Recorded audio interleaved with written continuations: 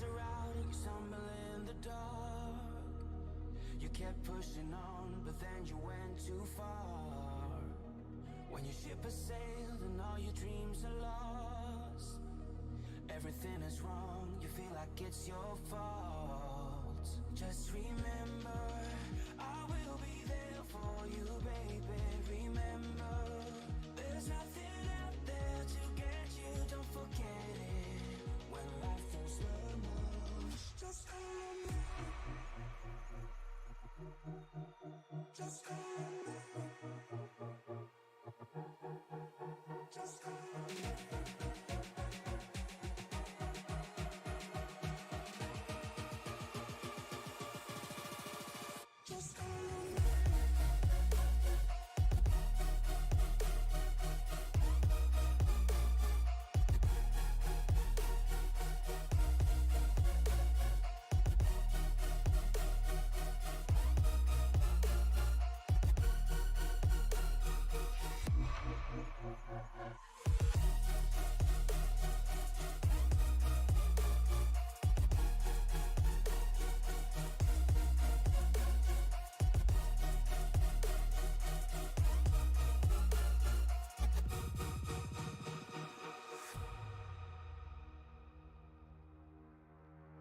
You're stronger now than you ever been.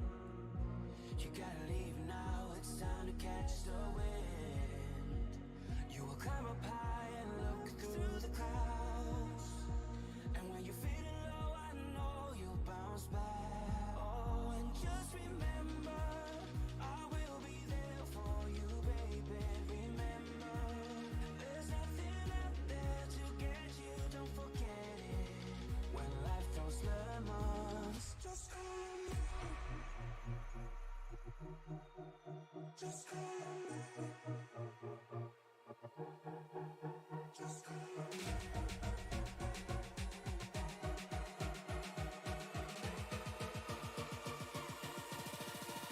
Just hold me.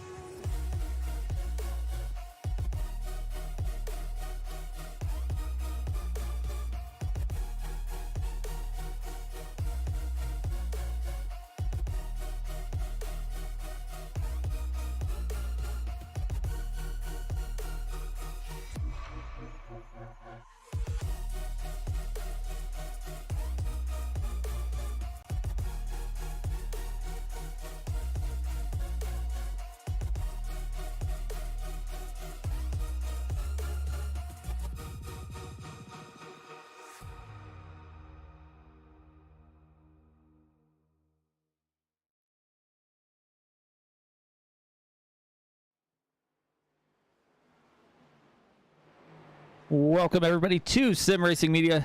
Tonight, the drivers of the Western States Racing League are back at it once again, this time up in New Hampshire.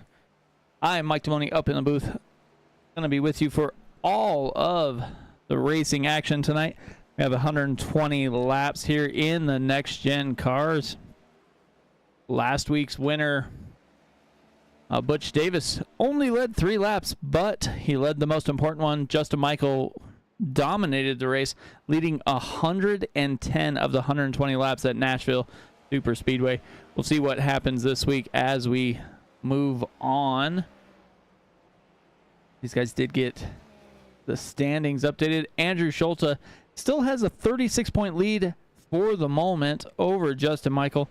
Michael Melfelt Jr.'s back 54, Ryan Steele 69, Chad Simpson 86. Last week's winner Butch Davis is down 97. And we will see what happens once they start kicking in those drop weeks. It's a 20-week season. They have about, I think they get 4 drop weeks. So that is where they'll figure out what the standings are. Like I said, we are in for 120 laps. They'll have 3 sets of tires laying in the pits, 1 faster pair. 3 green-white checkered attempts, and we'll see what we can do once they get moving here and switch over to the qualifying session. They should just be wrapping up practice momentarily. Justin T. Wilkinson is the fastest on the track at the moment with a 30.94. We'll see if that carries over into qualifying here tonight. So they're going to jump on over here. Let's see who's going to be the first one out on track. Like Loudon Swearingen's sitting there at the end of pit road. But it looks like Justin T. Wilkinson is going to be out here moving first.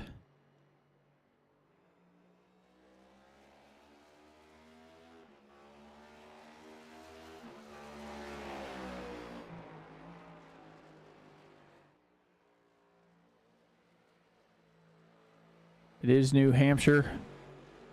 It is a flatter track, as you can see. You guys should be running somewhere in 31, 32 second range for average lap time, I believe, as the race moves on.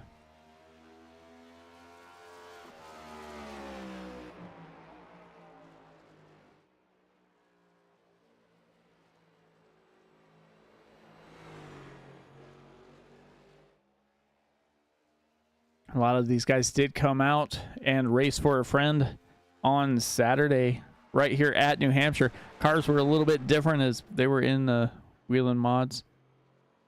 But we'll see what happens. JTW up there with a 31.12.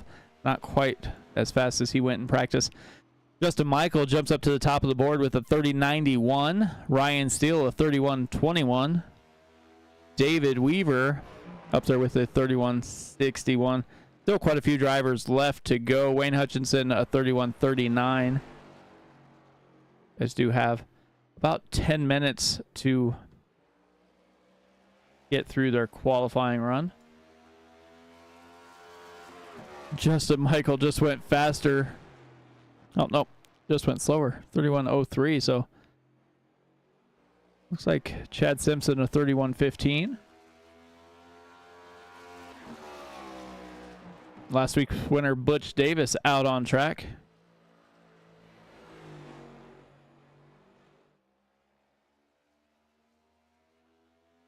First lap for him is a 30.20. Chris Simard, a 31.02. Can't wait for the drop weeks to kick in to see where Chris is going to be sitting. Chris was sitting up towards the front most of the time, and then he had to take a break for surgery, so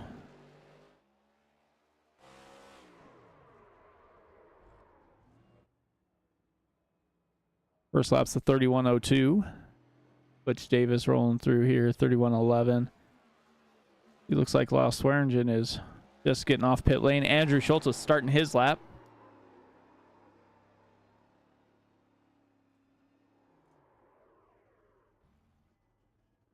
That's a little rough there. Wayne Fleet in the 6 machine.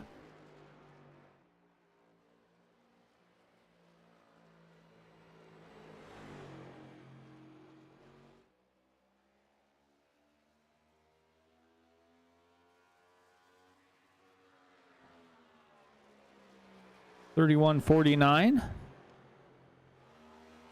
Loudon Swearingen down the backstretch he goes.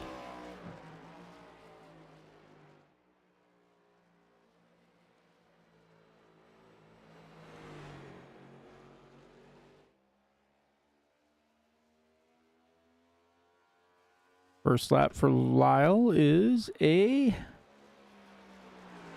31.03 up there in 5th position. Bob Beltrami rolling through in that 14 Ford here. Start finish line for his first lap. P9, a 31.28. Ross Rawlings up there with a 31.16. Loudon Swearingen does a little bit better second lap, a 30.96.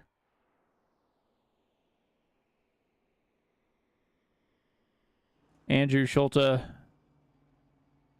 probably not going to do it there. The 05 of Chad Stearns. Not the lap he wanted there either.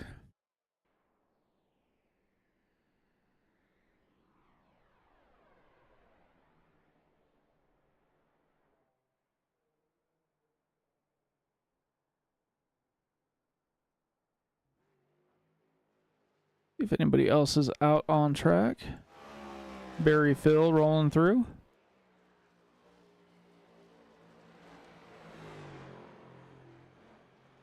First lap, a 31.70. Earl Weaver, a 31.90.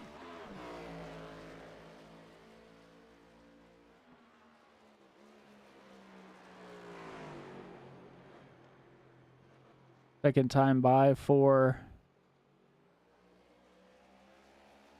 Barry Phil. A little bit faster, 31.68. Andrew Schultz coming to the start-finish line.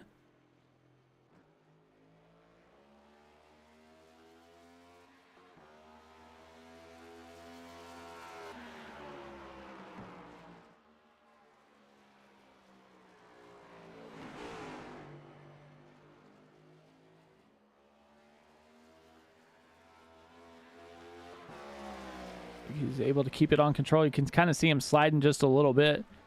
And while I was talking flat track, the straightaways have 1 degree of banking and the turns go 2 to 7. So not a whole lot there. As Andrew Schulte comes to the line, see where he goes.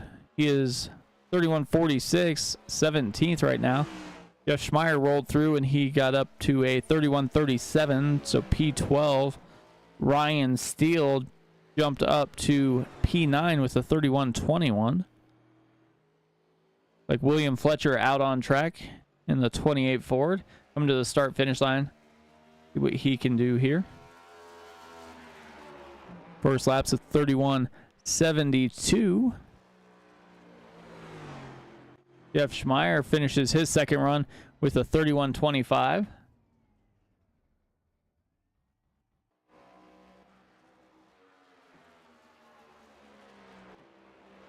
William Fletcher coming through, going to finish his second lap here.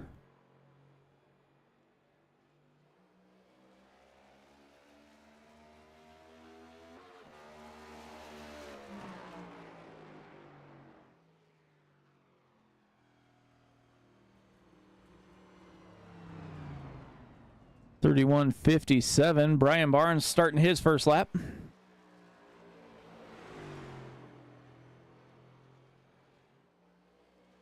See what he can do with the number 4 Chevy.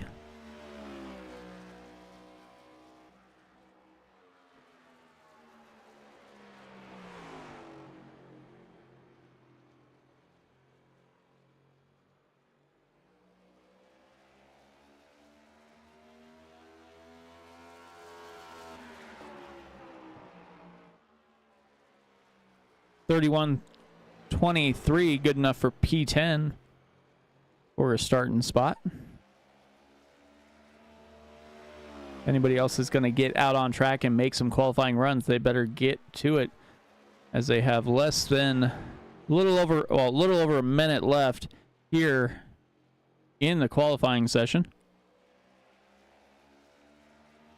Ashley Valdetero, Keith Kelman, Scott Kukas, and Carl Burke all sitting on the track without making a qualifying run yet.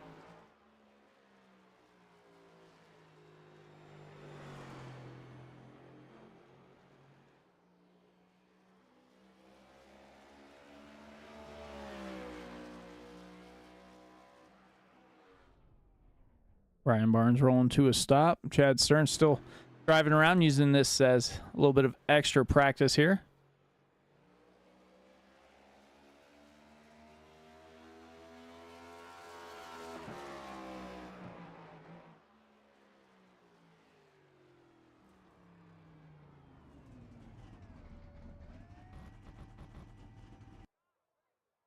That will wrap up the qualifying session here.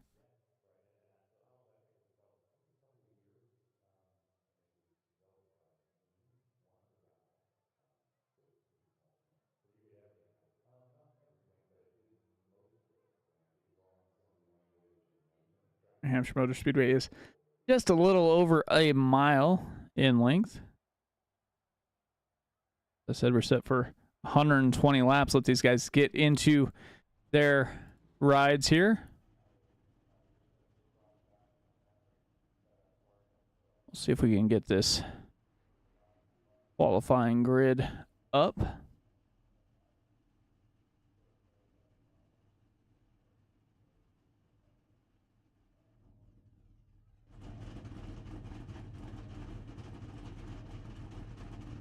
So we got Justin Michael starting on the pole position. Justin T. Wilkinson to his outside. Row 2 is going to be Lyle Swearingen, Chris Simard.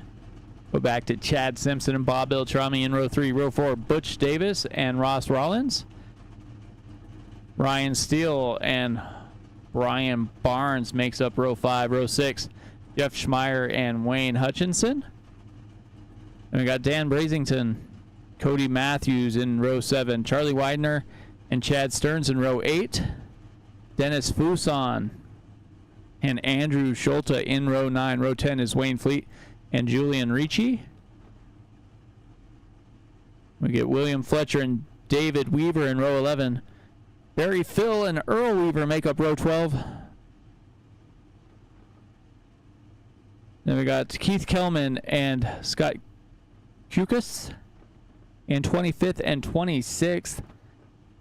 And then looks like Ashley Valdatero and Carl Burke were in the practice session but did not take the track here, so we will see if anybody jumps on.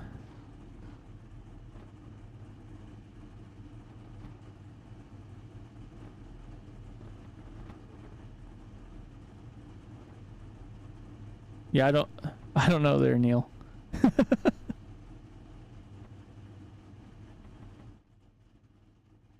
To begin rolling momentarily.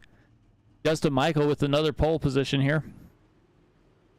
Was looking pretty good last week. Still wound up on the podium.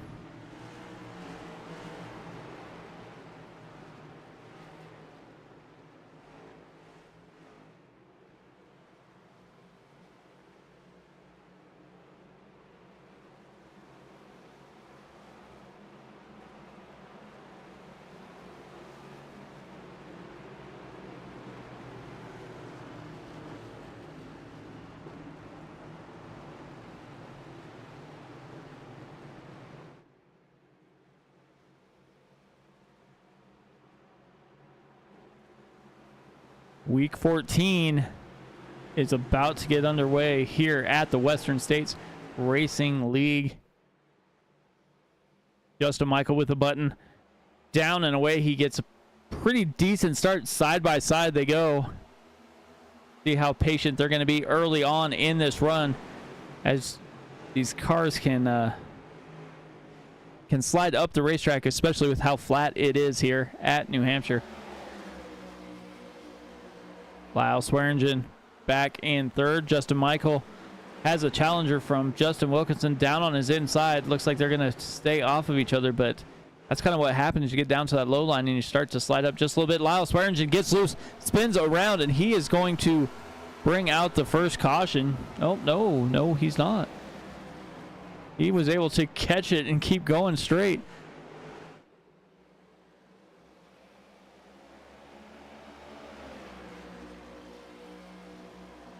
Justin Michael, Justin T. Wilkinson. Justin's battling for the lead here. Wilkinson down on the low side, Michael on the high side. Chris Simard goes around. And looks like he's able to save it and keep going. Oh, Justin Michael went around. In front of the field, everybody scatters.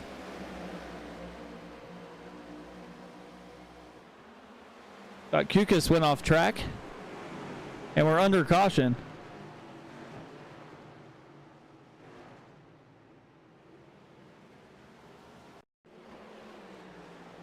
Oh, 12 just gets loose.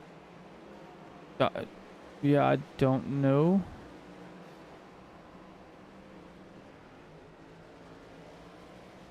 Dennis Fuson just gets loose. Like his car was not handling it very well.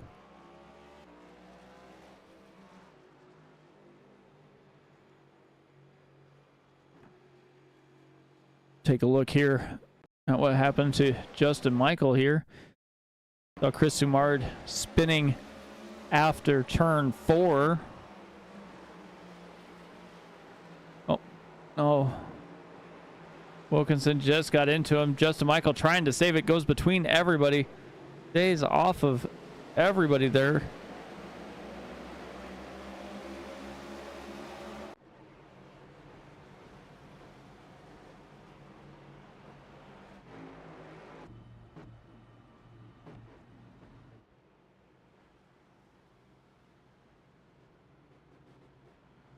Lights are still on the pace car. So 5 laps in.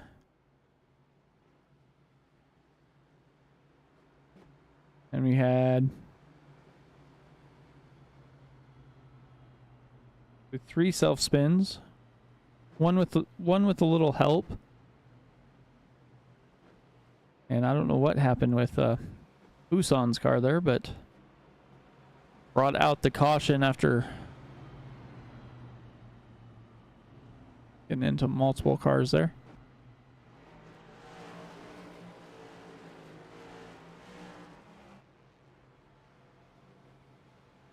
Lights should be out on the pace car this time, and they should get stacked up ready to go.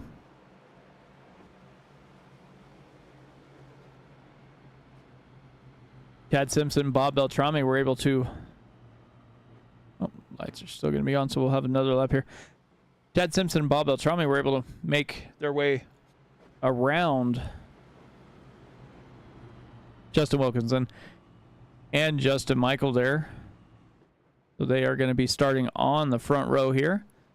Butch Davis, Ross Rollins in row 2, Justin T. Wilkinson, Brian Barnes in row 3, Wayne Hutchinson, Chad Stearns in row 4, Justin Michael, Jeff Schmeier in row 5. They should get stacked up, ready to roll. They're coming down the backstretch.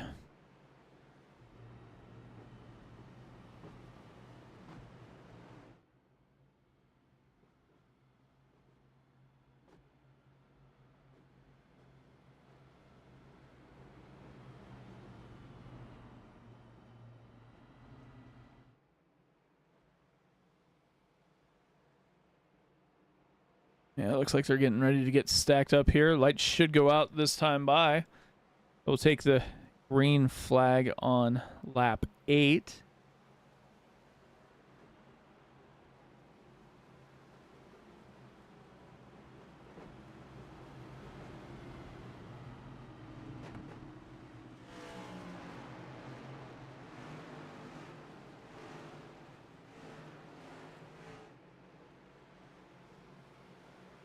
Thanks everybody for tuning in on the YouTube channel.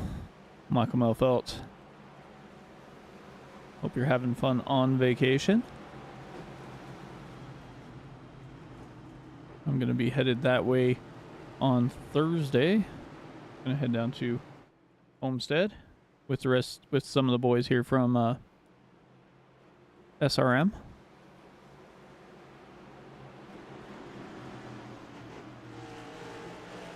Pace car is in. Chad Simpson with the button coming through the front stretch. He is down and away. He got a pretty good jump out to almost 2 car lengths in front of Butch Davis. Butch Davis, Bob Beltrami close together. Justin T. Wilkinson into the side of Bob Beltrami, and that is probably going to bring out the... No, it's not. And now that's definitely going to bring out the caution. Maybe. We got Bucky's going sideways. We got the 29 of Dan Brazenton going sideways and winding up backwards.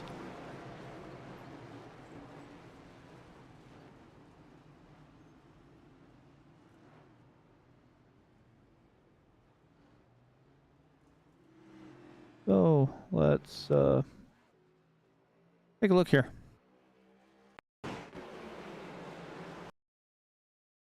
So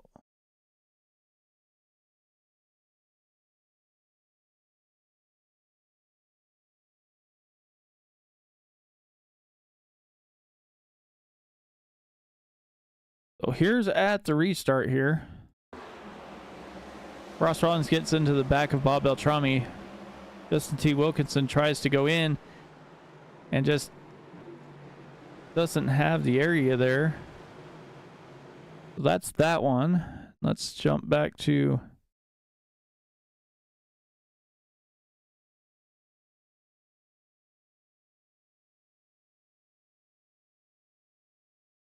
go to the 20. Oh, there we go.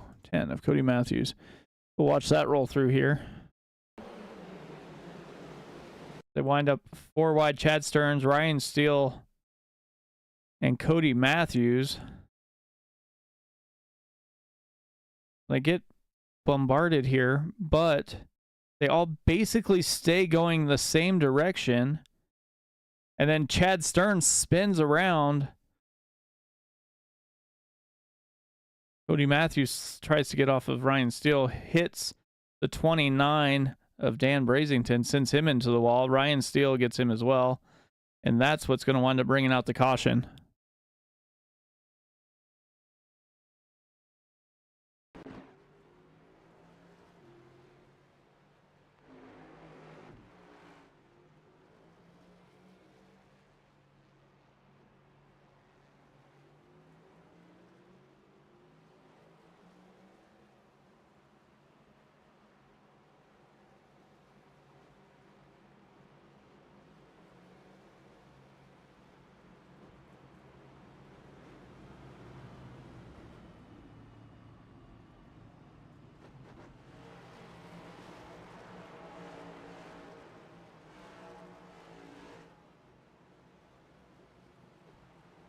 They will roll around here one more time. Get everybody stacked up. Probably going to be a single file restart, as they weren't able to complete a lap, I do believe. But we'll see if I'm right on that one.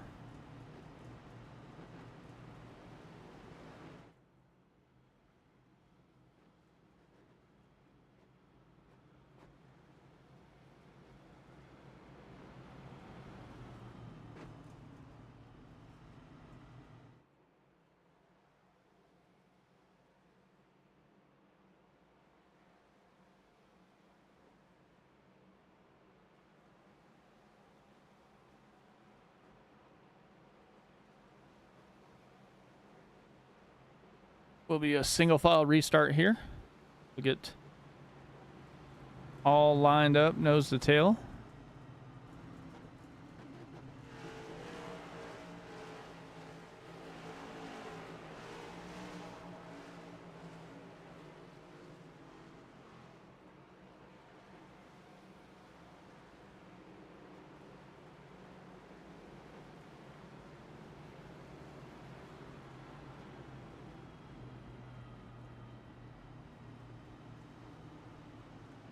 Lights are out. Chad Simpson's going to be bringing them here to the green flag.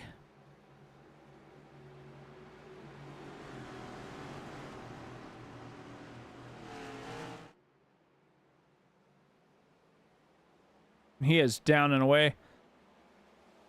Everybody minding their P's and Q's at the moment as they head down the front stretch into turn 1. Everybody's doing pretty well here. Looks like Justin Michael trying to get a run to the inside of Wayne Hutchinson. Looks like he will do it headed down the backstretch.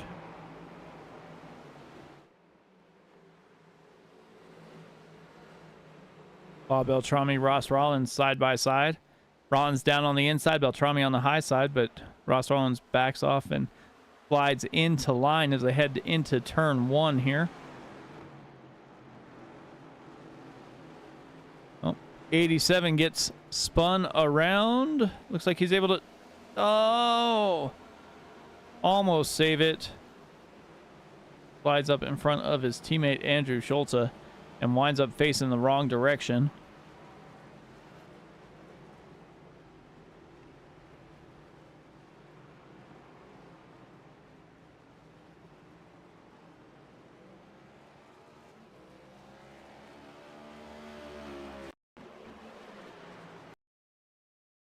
Justin Michael gets by, and Wayne Hutchinson just floors it and winds up hitting the rear bumper there of Justin Michael.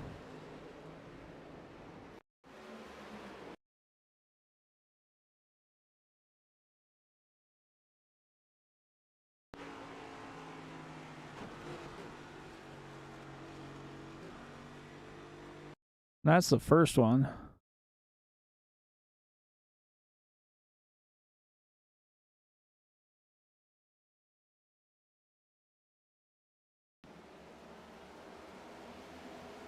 Andrew Schulte.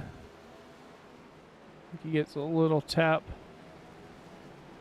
Couple other guys.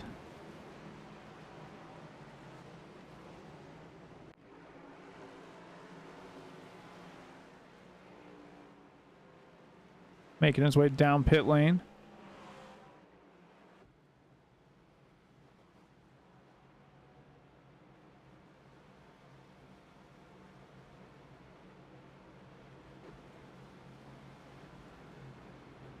So with that being said,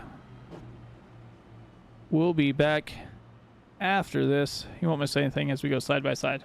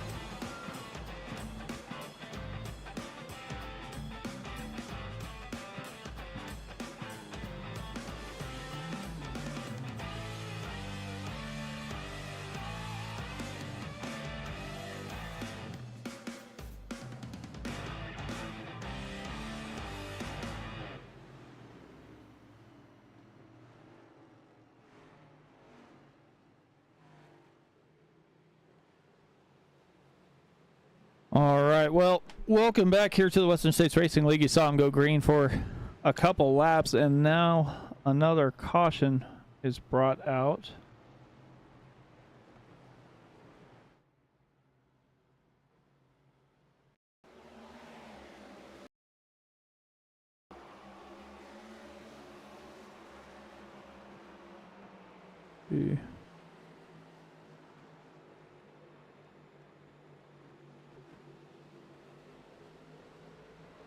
Ross Rollins there.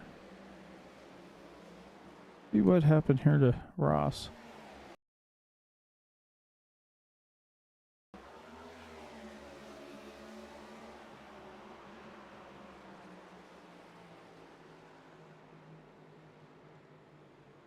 Starts to lose it, and gets a little tap. Not much, but he already was losing it there as he spun around. And that will bring out another caution here tonight.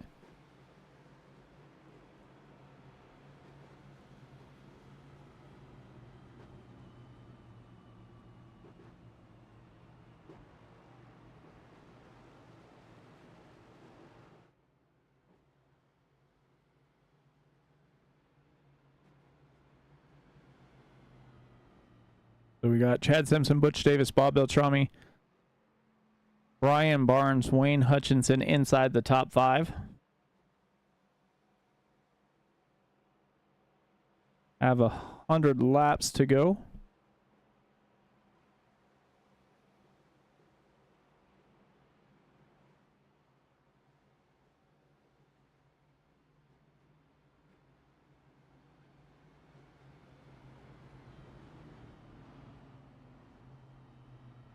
Lights are out on the pace car. Like we're going to be single file for a while. Chad Simpson's going to lead him on down here.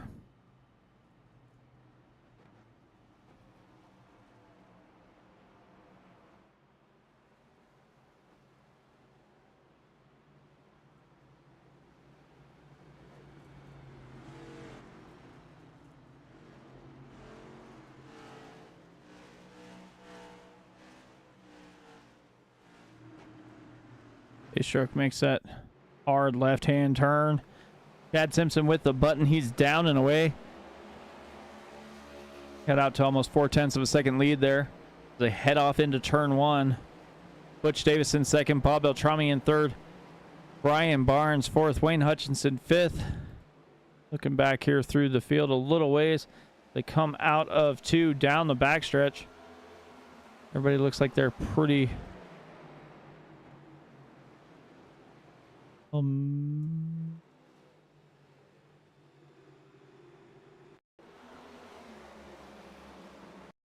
Justin Michael goes to the inside.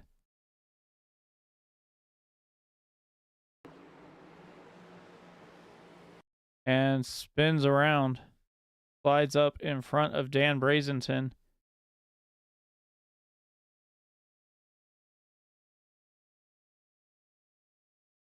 Chad Stearns. It's through.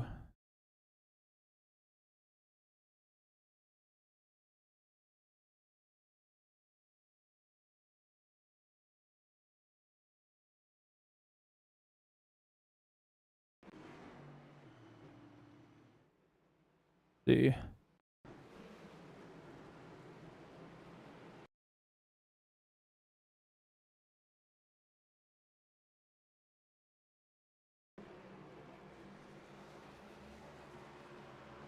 Is on the restart here.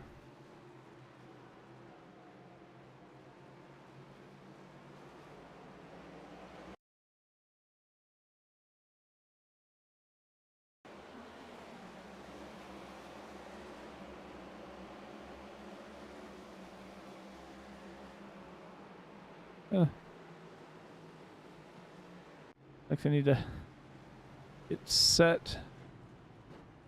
Get their sense right to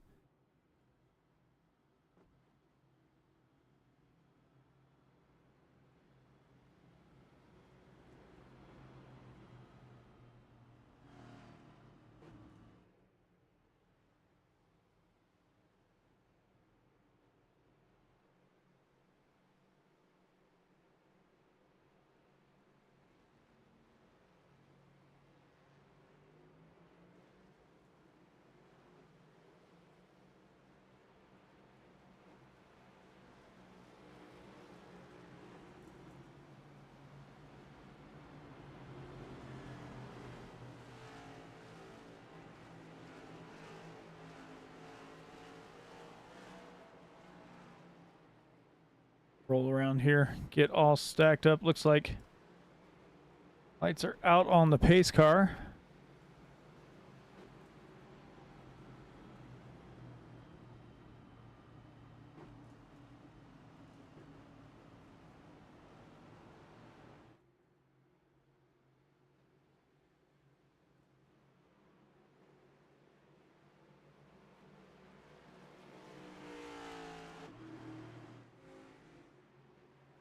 Pace car is in.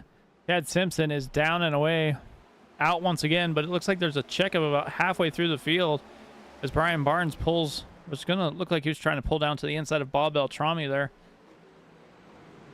Kind of go back through the field a little ways as everybody's starting to spread out. Chad Stearns, Ross Rollins. Ross Rollins on the high side. Wayne Fleet there as well. Dennis Fuson back here in the 12 machine. Dan Brazington, Cody Matthews, Justin Michael. Not somewhere he's used to or accustomed to being back there. Here they go down the front stretch.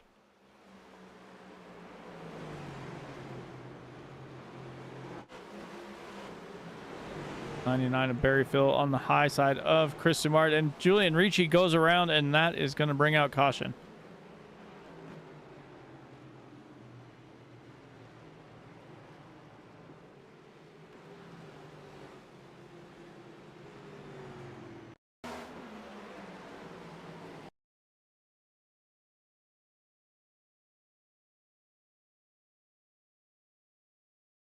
Biden loose.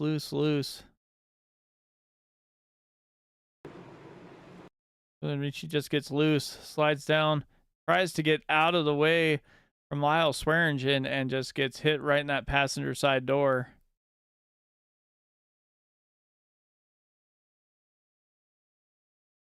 Wind up nose to nose along the wall. Lyle Swearingen gets going.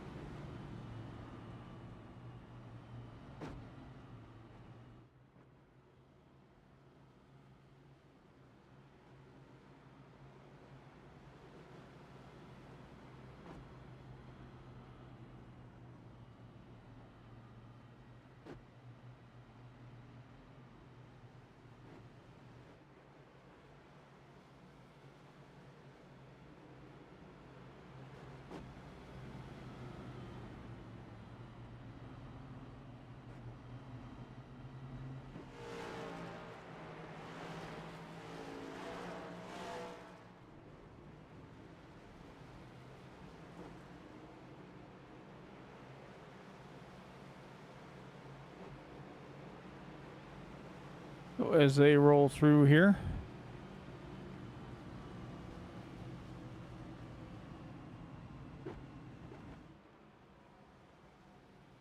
They're messing around.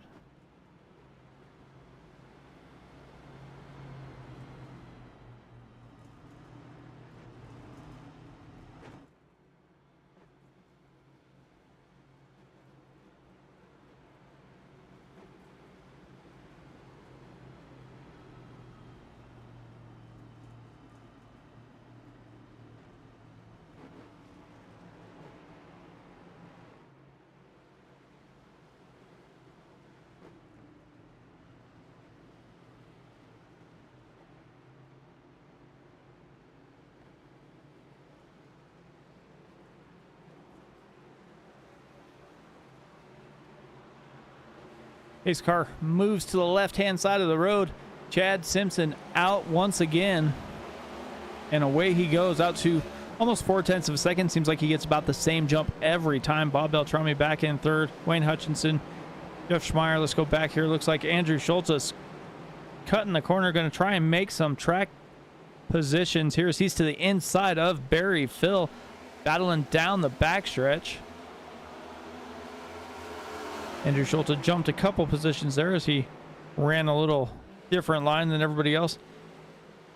Chris Simard down to the inside of Ryan Steele, gonna try and take that position away. It looks like Dennis Fuson went around.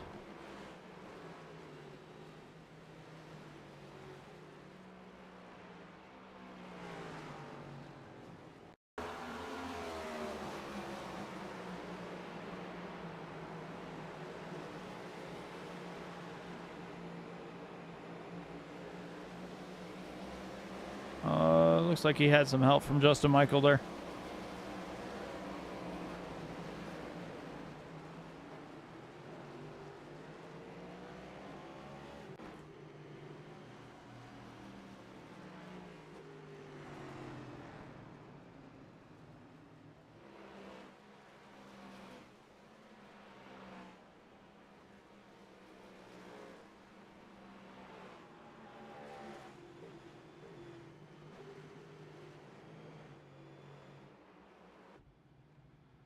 So while we're under caution, we're going to step aside once again, and we'll be back momentarily.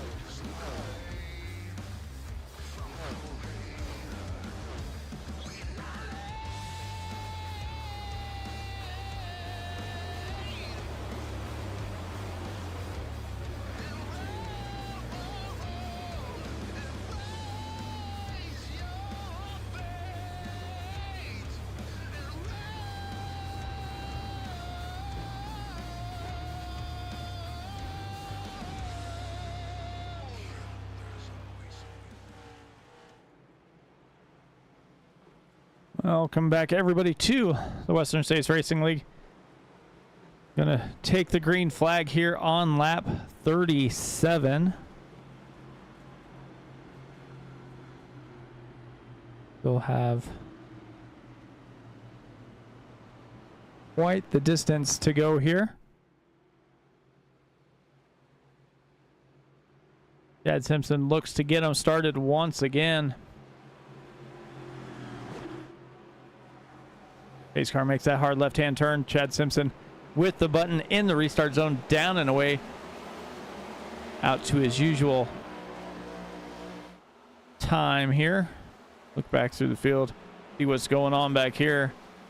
Chris Sumar goes down to the inside of David Weaver. Everybody stays off each other, stays clean. Barry Phil in there as well. Looks like Wayne Fleet goes bottom side to top side. Justin Michael. We got Cody Matthews. Looks like he's pushing his way up through the field a little bit.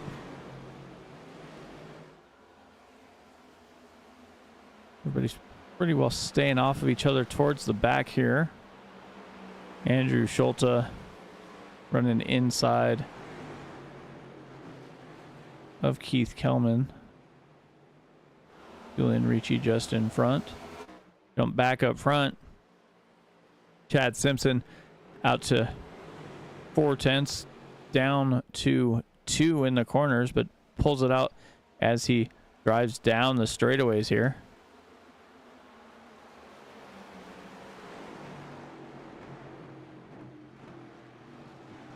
Justin T. Wilkinson just ran the fastest lap of the race with 31:17. And we are under caution once again.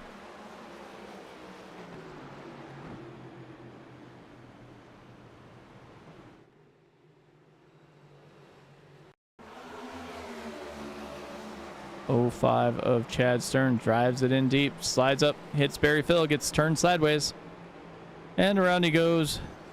Cody Matthews gets a touch. Looks like Brian Barnes gets through. Keith Kelman goes by.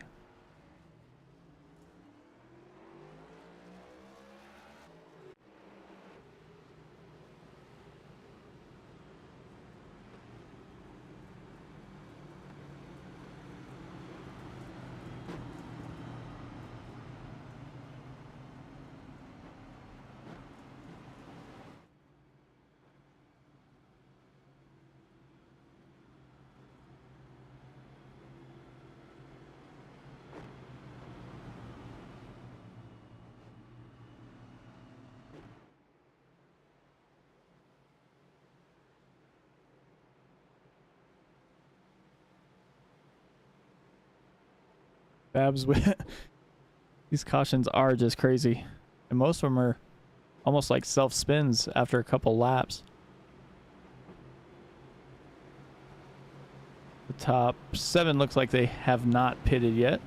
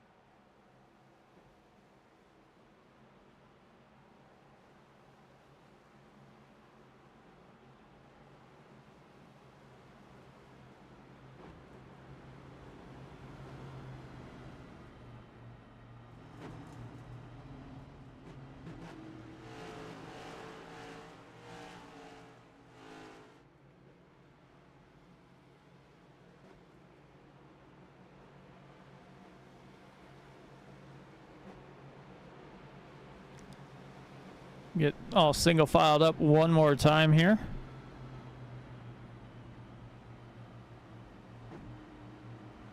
Got a shade under 80 laps to go.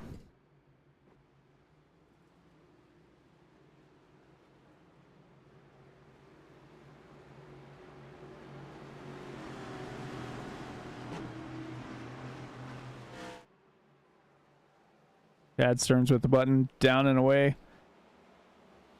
It's his usual lead here. Looks like back towards the back of the pack. It got stacked up pretty bad after Barry Phil. Lyle Swearingen back there.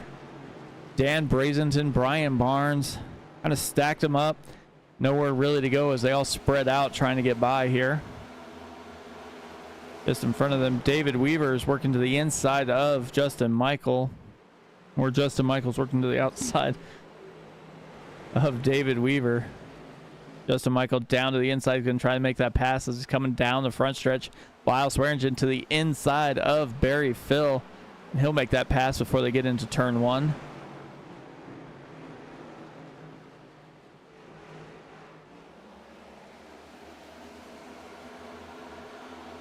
Come back towards the back, Brian Barnes.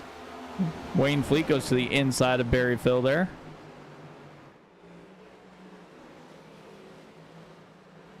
Dan Brazenton slowing down in front of Andrew Schulte, coming through 3 and 4 there. Andrew Schulte pulls down, going to make the pass on the inside. See if he's going to be able to get there before turn 1, and he does not. He loses a little bit of time there. Justin Michael ran the fastest lap of the race now with a 31:12. Kind of stuck behind Ross Rollins at the moment. Bob Beltrami, Wayne Hutchinson, Jeff Schmeier all kind of battling here in the 3rd through 5th position.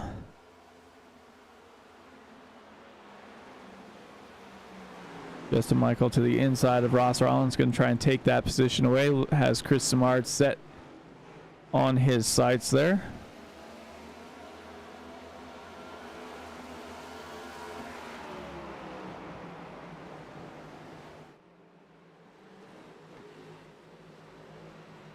Jeff Schmeier to the in. Oh, I was looking to the inside.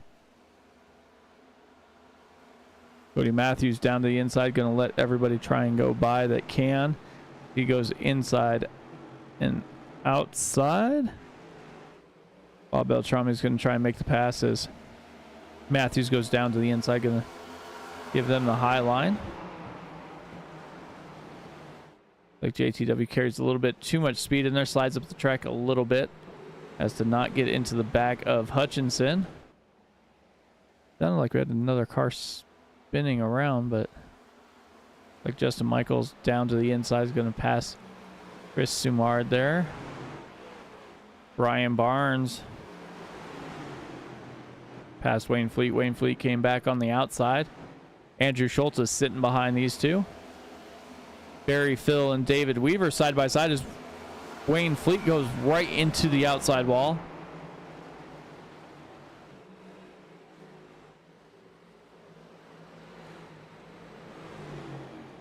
Wayne Fleet trying to make the turn. Almost turned Dan Brazington. Looks like he was trying to use the 29 to help him make the corner there. Julian Ricci gets by.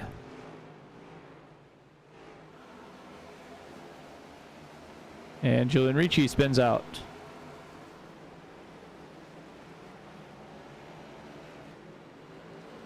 And we were under caution once again.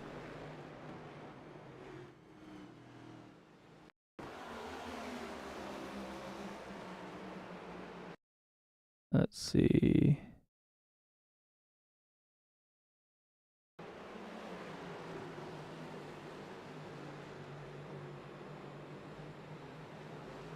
Just starts sliding over corrects, and just something that happens with these cars. These next gen cars are known for it. You'll be driving, all of a sudden you'll think you're sliding, you'll think you have it under control, and then all of a sudden that steering will catch and spin you right around.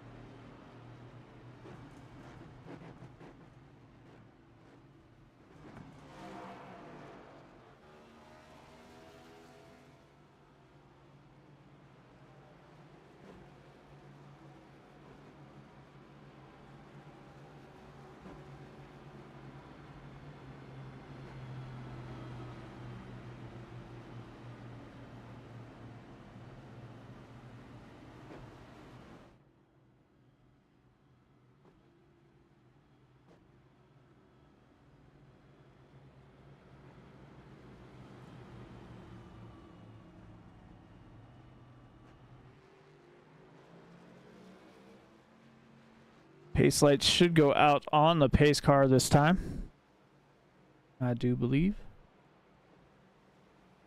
Oh, we're gonna extend it one more as people are coming.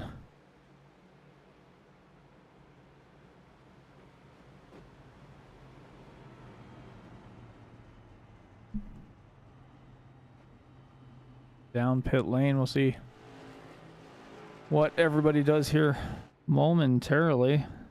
But with that, we'll take a break real quick and we'll be back after this.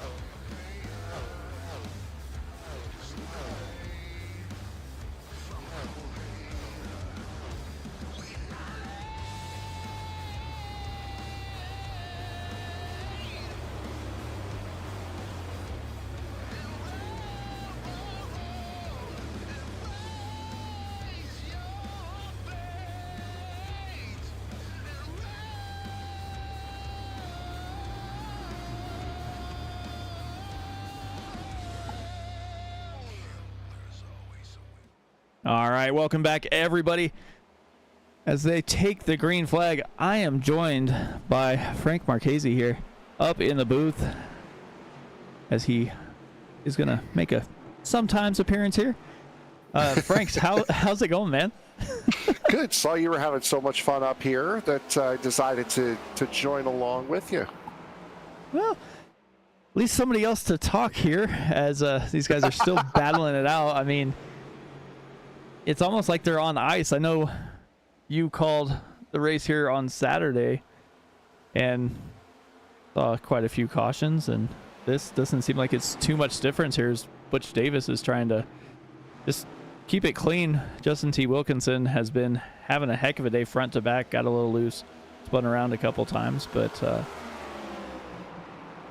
and not necessarily the closest comparison you can make from the Whelen Modifieds to these, but with the way this car and track tend to react, it's that right rear tire, which means you got to be very careful putting the power back down when you're coming off of these corners. Yeah, definitely. We've seen it. Well, I've seen it time and time again. These guys start to get that slide as they're coming out of 2 or 4, and then they go to correct it, and with this steering on this next gen car, it just snaps it right back into the wall, and there's nothing anybody can do about it. It's not easy. I mean, the easiest way to fix it is to just jam on the brakes, right? We've seen you can correct a slide pretty easily just by jamming on the brakes, but when you have somebody right behind you, it's not always the best way to go about it. No, it's Big definitely wiggle out of not. the 91.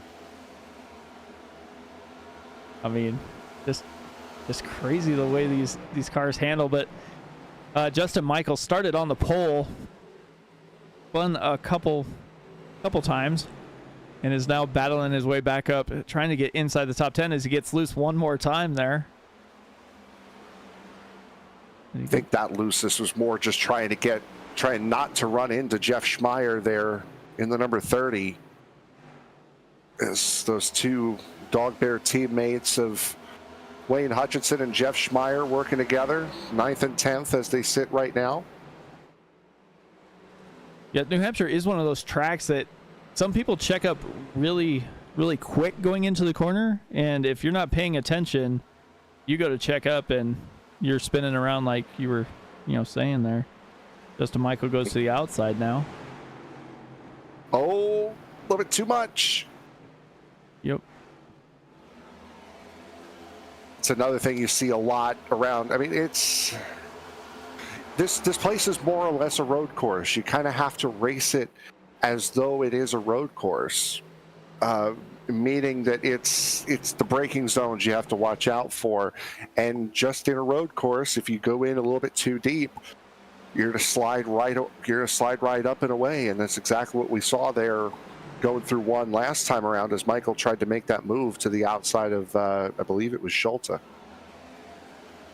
Yeah, Andrew Schulte. Oh, and Justin Michael just bumped the wall just a little bit.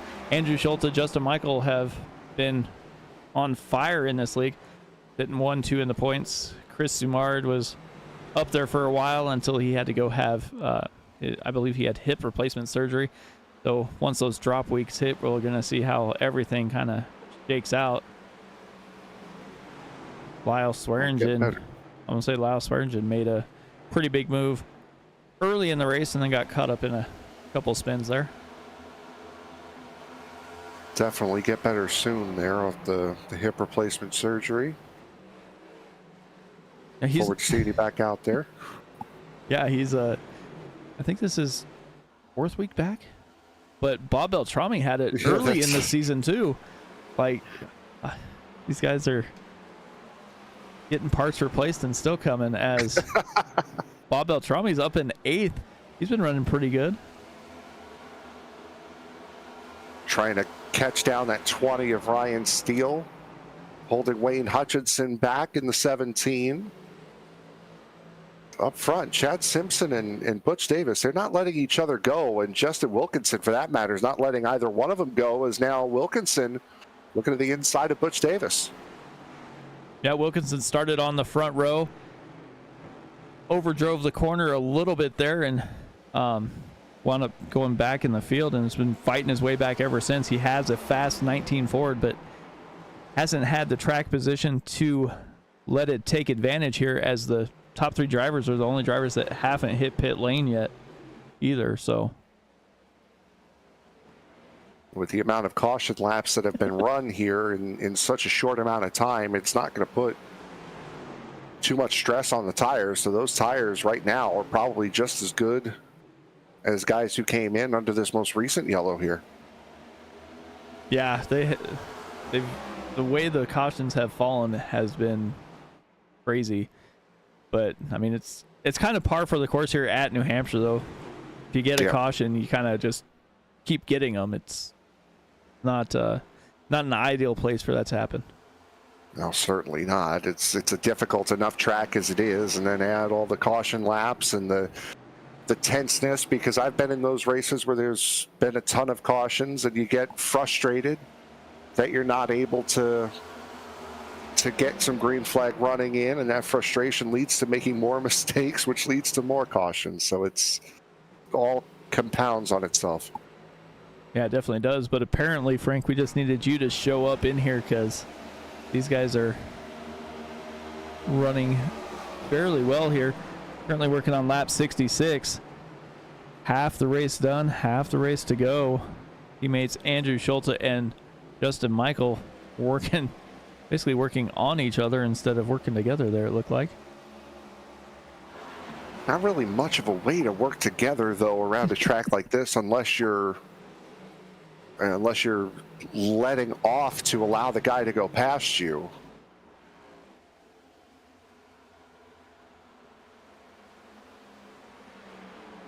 Like we only have one retiree so far tonight. William Fletcher called it a night early.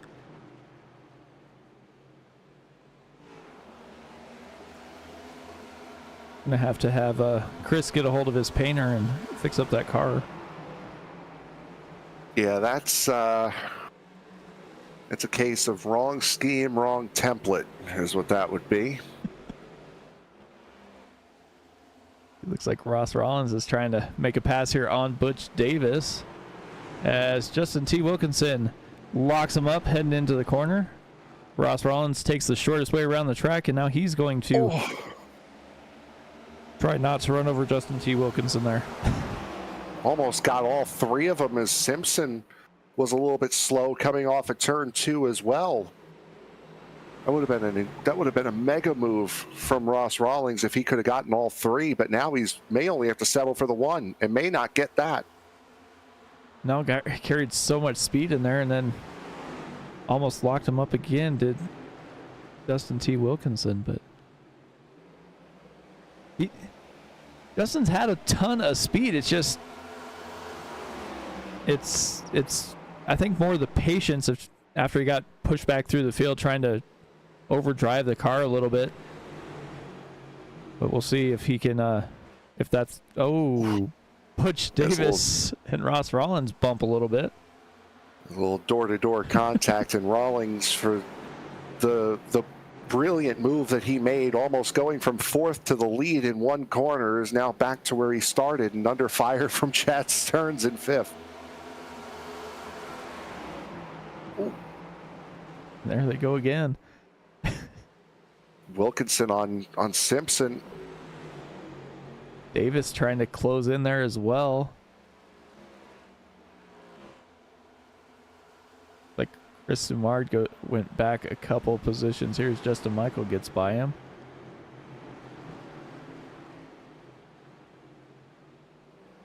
It looks like Chad.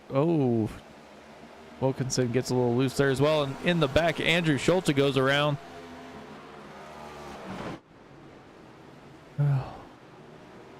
What happened to Schulte here?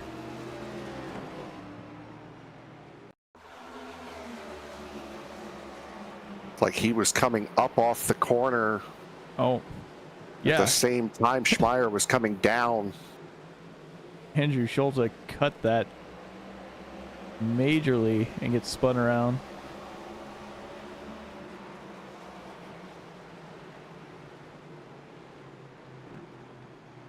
Just look at how far he went off the track or down on the apron.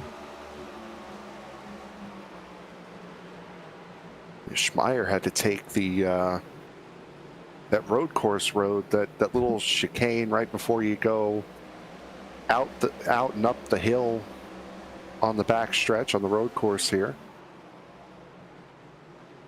Almost didn't get any grass in it, so.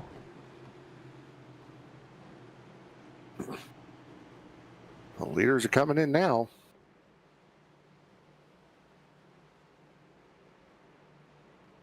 Yeah, leaders are definitely coming. Ross Rollins staying out. Ryan Steele staying out. Ross Rollins pitted on lap 20. Ryan Steele 40. Wayne Hutchinson 50. Schmeier 50. Justin Michael. Basically everybody else down through 12th position all pitted on lap 50. So, like Julian Ricci gets the wave around. A really close race off, and Wilkinson actually beats Chad Simpson off a pit road. That shorter run off a pit road out of the pit box going to help Wilkinson out. Yeah, qualified P2 got that number 2 pit stall there, was able to get down and away. And it looks like he almost spent almost a half second less in his pit box than Chad Simpson did too. So now, I'm gonna say now comes the time where they get to experience the not having the track position, have to race back through the field.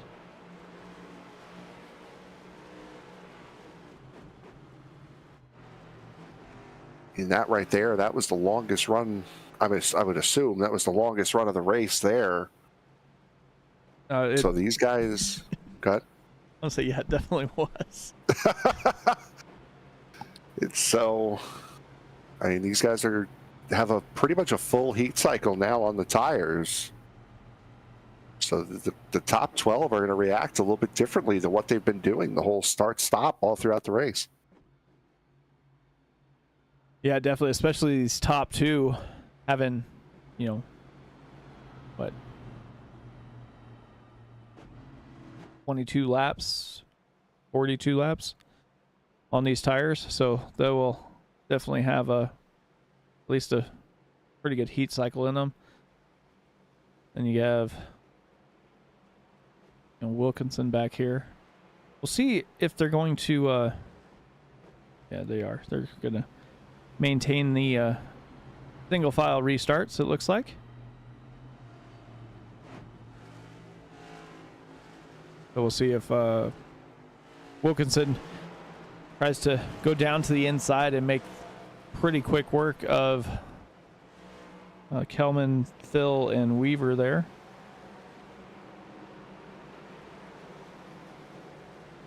I'd imagine this is where the action's going to be once we start that.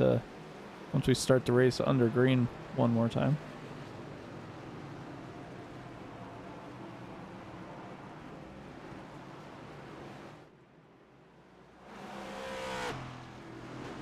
Frank, Right how's it been going after they since you've come back here?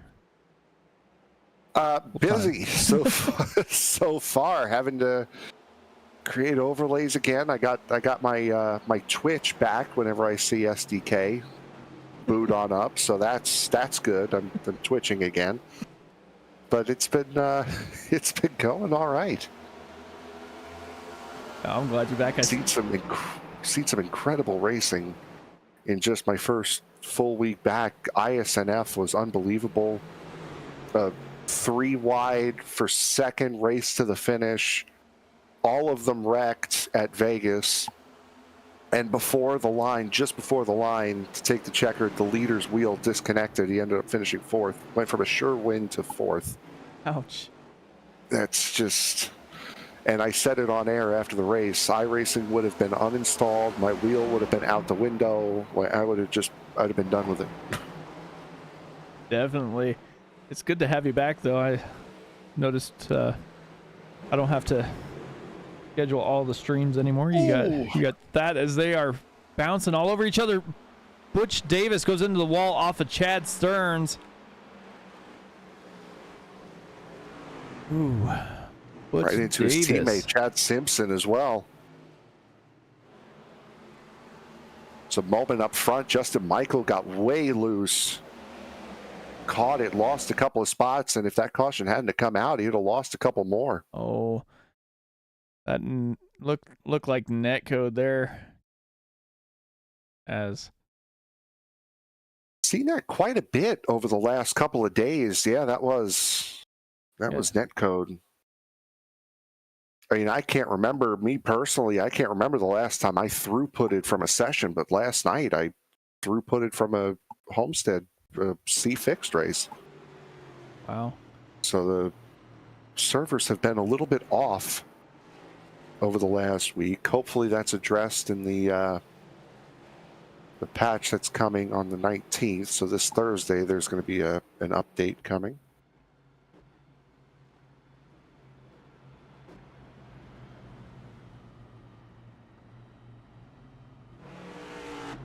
Justin was able to make a couple spots.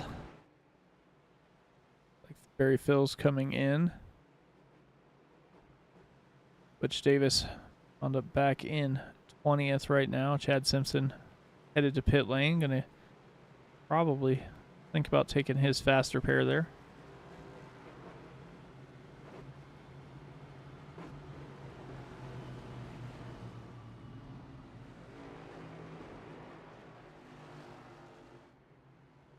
$40 laps to go here, so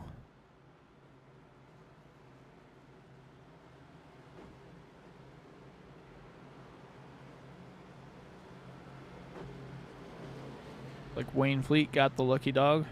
He will get one of his laps back.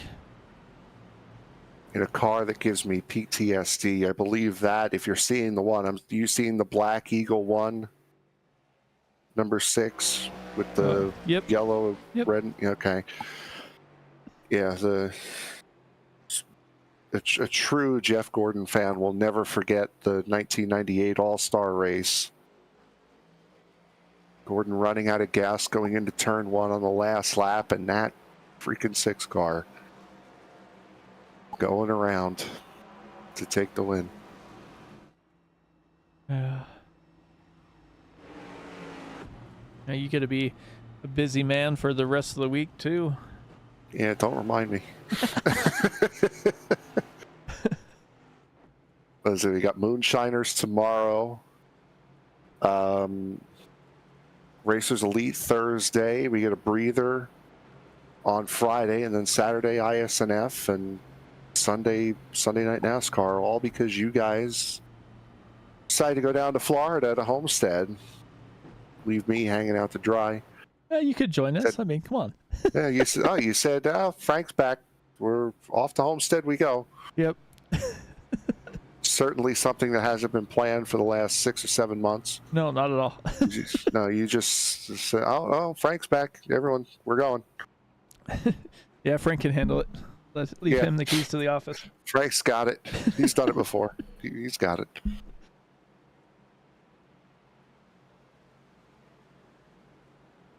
guys have had some pretty close racing, and it's going to be I think it's going to wind up being a pretty close championship battle once they take into the drop weeks. Justin Michaels won,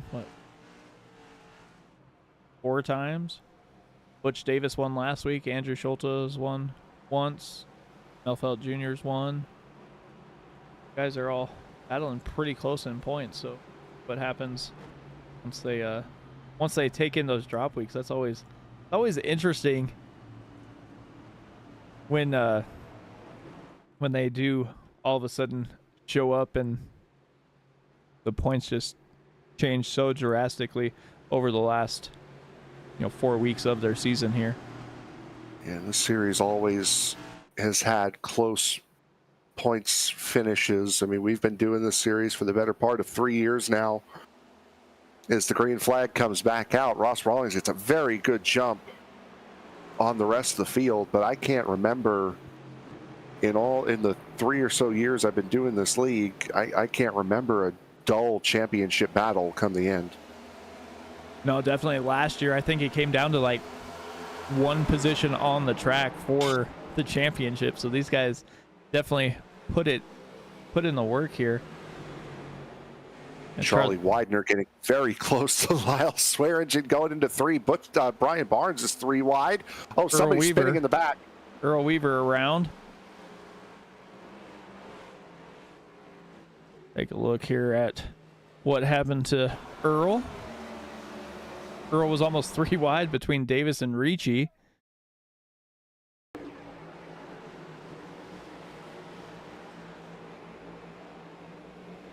Davis and Ricci kind of slow up, try and let him go by, and then he just loses traction on the rear of that car and spins right in front of Julian Ricci. You see what he was going for there. He's a little off balance. You're supposed to have 2 go faster stripes on it, not 1. Oh, there's a problem. Yeah, so this way you get the go faster stripe for the left and the right. He's off balance on the go faster stripes. That's why he's been put in that position.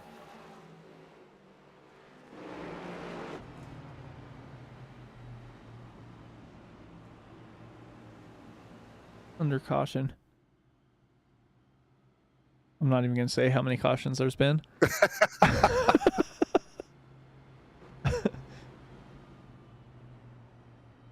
These guys definitely put cars in tracks that will test the majority of drivers. Well, and that's good because you get guys who aren't afraid to do this, and guys who are more willing to try to test their all around skill in these cars on different tracks. And it's nice for us because I can't tell you how many truck races at Michigan I've done. And while it does become a caution fest every now and again, but to be able to do a cup race at Martinsville or at a Xfinity race here in New Hampshire every now and again, as frustrating as it may get as a broadcaster, and I know for the drivers they're just as frustrated with all the cautions, it is kind of a breath of fresh air to see a different track every now and again. Yeah, definitely. And these guys have definitely been trying to do something right, because looking at the driver numbers this season, I mean, if you take out, actually what's funny is you take out the road courses, the track that had the least amount of turnout other than tonight is Michigan.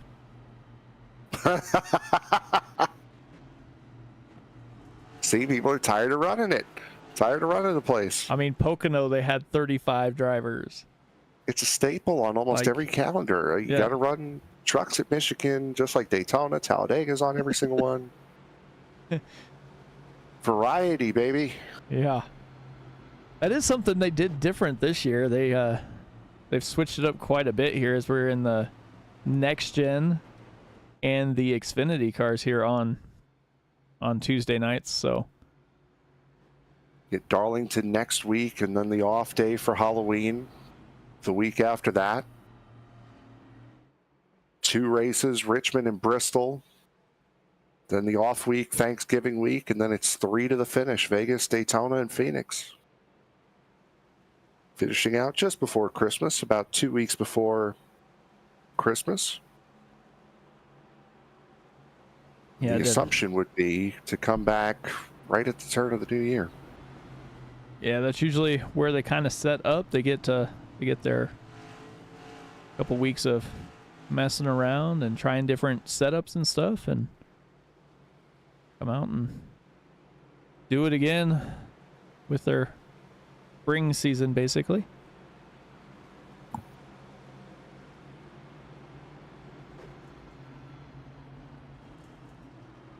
We've been broadcasting these guys, I believe, going all the way back to, I believe, trying to go through really quick and see. I believe the first race we did with this series was August 11th, 2020 at North Wilkesboro. That was during season 43. At least that's the first race I remember doing, as green flag flies again here at New Hampshire. Yeah, they have definitely been a staple here in the iRacing community here. These guys, the competition keeps growing, and so does their field sizes. Everybody's trying to battle to win one of these championships, and you see these guys go out to different leagues and run really well. I mean, Brian Barnes in the Northwest Racing League looks like Justin Michael got a little bit loose. Justin Michael himself, he qualified for the championship 4 in the Icon Racing League, I believe.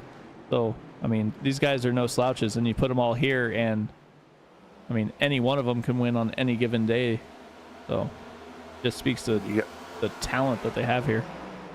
Got Lyle Swearingen, Chris Samard, Chad Simpson, Butch Davis, and Dan Brazington, all from Sim Racer's Edge. Butch Davis, Chris Samard have finished up in the top 3 there. Chad Simpson's a champion in Sim Racer's Edge. I believe Butch Davis is as well. So there's definitely a lot of skill coming from all over joining this series. Yeah, definitely. I mean, when we lost Sim Racer's Edge, it's kind of glad to see these guys come and at least race in a series as Chad Simpson and Justin Michael, or Chris Samard and Justin Michael, get into each other there. But seeing those guys come and show up in another league that we call, just, you know, is awesome to see. And to be fair, we did not lose Sim Racer's Edge. It was taken away from us because of the IndyCar license, the exclusive license with a company that I guess at this point no longer exists. Basically. So as if no one saw that coming. Let's see what happened to Chris Samard, shall we? Go back and take a look again. Oh, more net code.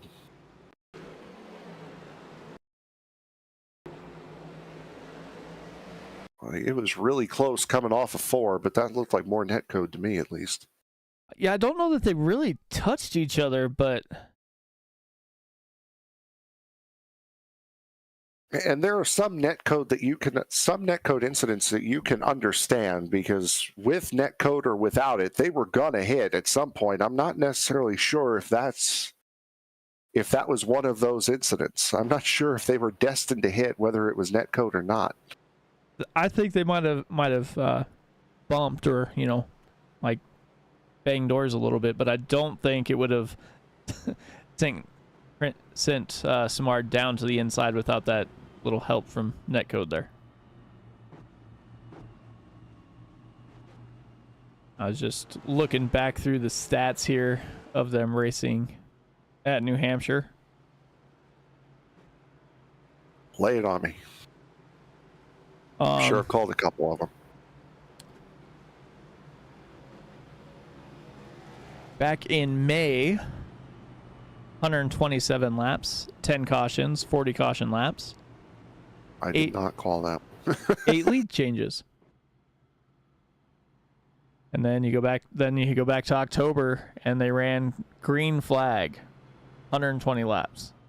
No cautions. Before that, it was only 2 for 7 laps. That was also 22 drivers in that. That's incredible. Yeah, this is definitely an outlier for Western States Racing League, as I believe we're at like 13 cautions. So. And we're also, another thing that these caution laps do, not only do they eat up laps in the race, but they also eat up time. And right now, for 120 laps, you have 25 laps to go when they hit the line this time. The official race session time is at 1 hour and 40 minutes. We're about 25 minutes away from hitting that official time. So we've got to complete basically a lap a minute at this point in order to get the full race distance in. And that's going to be absolutely no problem if we stay green. True. But when we're under caution, it is over a minute per lap. So, and again, for those of you who maybe don't know, we didn't know when the instance first came up, but if you do run a race that goes to session time, it goes by the leader's official time, not the remaining time in the session. So as of right now, it's showing we have 26 minutes left in the race. However, the leader's race time is 1 hour 13 minutes 24 seconds as of him crossing the line the last time. So when the leader's official race time hits 1 hour and 40 minutes that's when the race is official, not when the remaining time on the session hits 1 hour 40. that is definitely good to know. Pace car's going to make that left-hand turn. Ross Rollins is going to lead him to green this time. It's a pretty good jump, 0.3 or so. Ryan Steele's staying right with him. Jeff Schmeier, Wayne Hutchinson, third and fourth.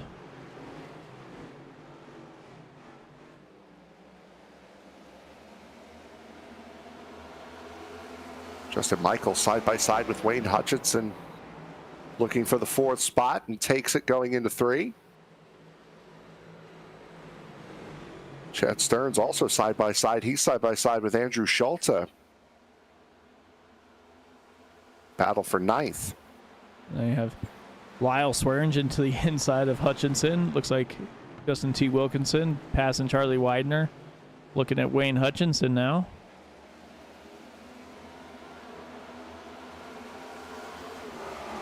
Wilkinson, one of the drivers that pit on lap 72. So he's the furthest up the field on fresh tires right now compared to everyone around him. As they're 3 wide, that's Brian Barnes to the inside of Schulte. Chad Stearns there as well going to turn 1. Chad Stearns bumping Schulte side by side, still bumping. Riding each other's door. Oh, Barnes pays for it. Keeps it straight though. Wow, what a save. It's like the first 2 laps, Lyle Swearingen basically spun completely around and still kept it straight somehow. Brian Barnes gets checked there a little bit and keeps it safe as well.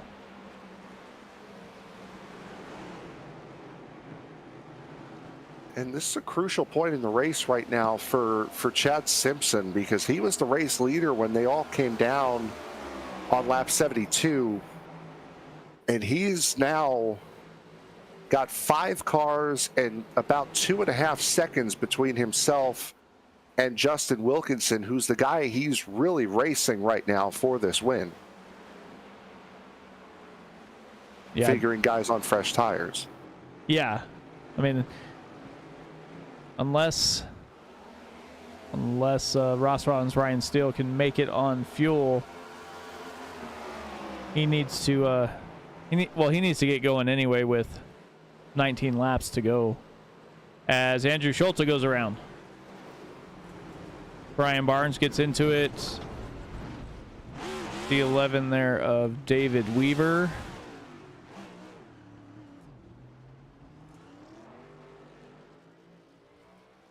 It's a lot of left front damage on Schulte as well. Left front fender completely missing.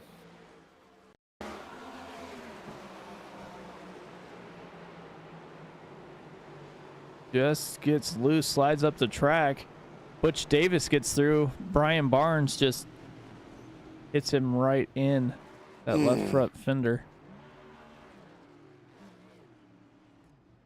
So I was talking about before, once you get that slide on, you can lock it down and that'll usually correct it and straighten the car out.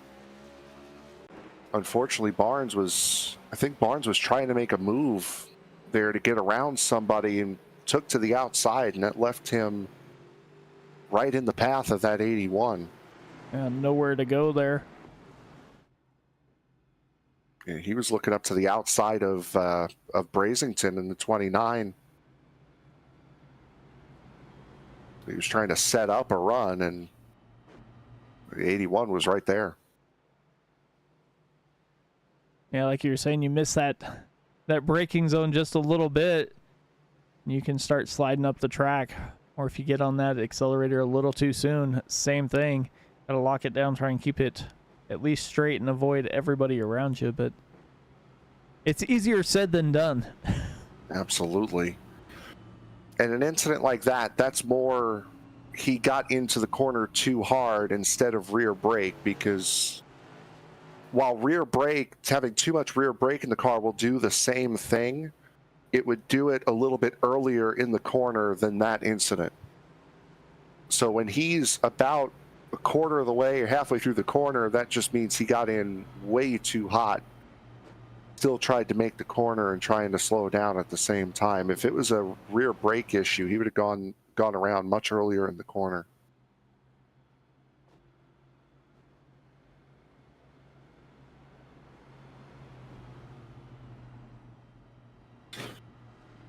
Butch Davis and Chad Simpson messing with each other down on the apron in 3 and 4. Yeah, when they were up front, they were basically leapfrogging each other as they were driving around the track under caution. Gotta do something.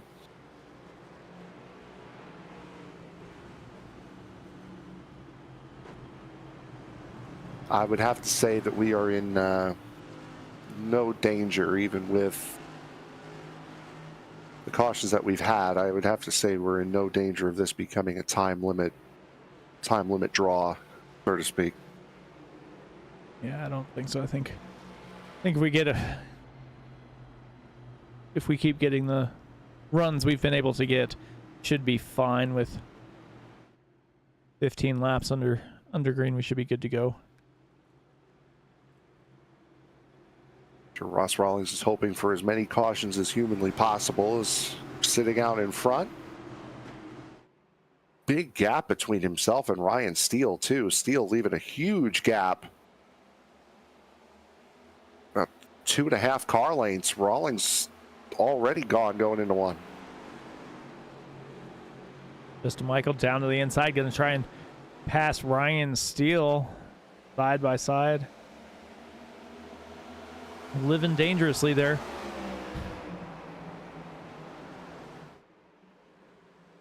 Set up passes here like you would a road course. You try to get the run on corner exit and then try to beat them on the brakes. Oh, another big wiggle, and Michael gonna pay for that big wiggle hard into the inside wall on the front straightaway.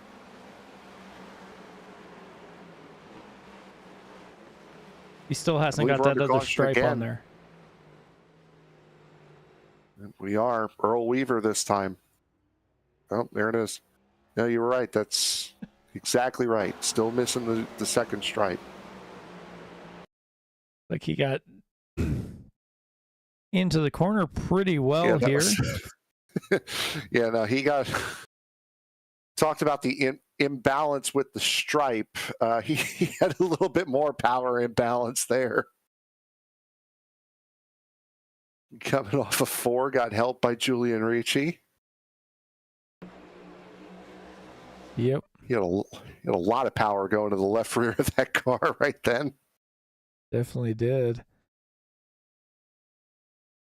Like Ricci got to the gas a little too fast and slid up the racetrack right into that left rear quarter and spun him around. Like everybody else is able to get by there. Now again, we do so many different leagues, and all these different leagues have different limits as far as the green-white checkers are concerned. I know SCL on Mondays does 1.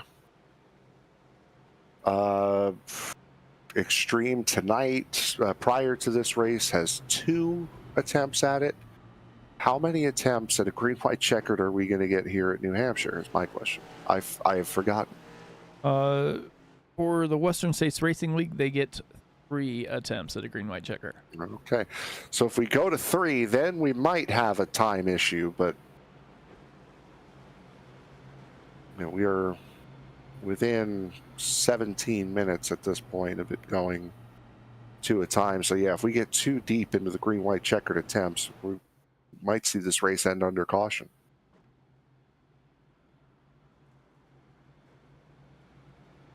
Well, let's hope we don't. Yeah, I agree. Maybe 3 interesting interviews if it goes to a time limit draw for you, I'm sure. Oh yeah, always fun. This is the race I wanted to call before I don't do this for a week. Well, they're sending you off. They're giving you as much time as possible before sending you off.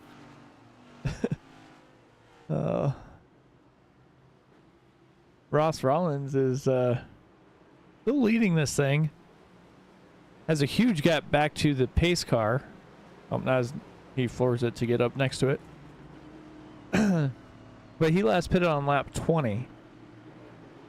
Not exactly sure, with all the cautions and everything, how much fuel run he has. Ryan Steele should be okay with pitting on lap 40. But we'll see what happens. There's pace car is in. Ross Rollins out and away one more time. This time Ryan Steele stays with him a little bit better. 10 laps to go here. Kind of have to force the issue a little bit if you're Ryan Steele. Your chances are very limited as Widener and Hutchinson close together coming off of turn 2. Same thing with Stearns and Simpson.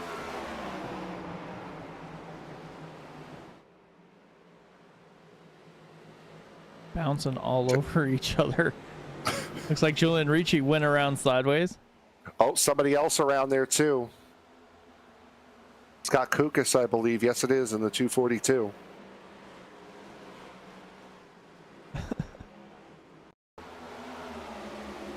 I think that was purely just getting on the gas too early. Yep, there he goes around. He's a little bit low. Yeah, the reason why you're seeing drivers in the second line there is a little bit of banking difference between that first lane down at the very bottom and the 2 above it. There is a little bit of banking difference. So if you straddle it the way Kukas did there, it's not gonna go well.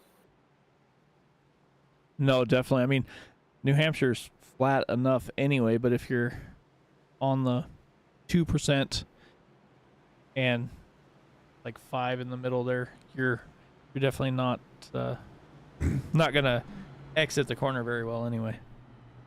I know you wouldn't know this, but I think it was the last Formula One race in Malaysia at the Sepang International Circuit. They have a hairpin as the final corner there. They actually made it negative camber, so the inside is higher than the outside of the corner, which made for a very interesting race there. The final year F1 was there. Yeah, that definitely would be interesting because it is Imagine counterintuitive to everything. Imagine New Hampshire with negative camber. We think we're having problems tonight. Imagine that big old hill right on the apex of the corner. I gotta see now. I put the thought in my head. I have to see what the banking is on that corner.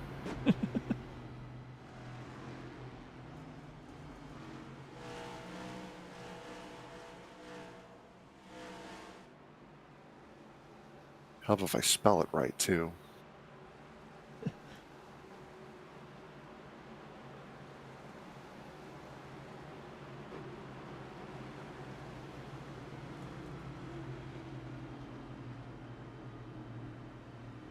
And you can still see the Sepang circuit still in use with MotoGP, if you're into that.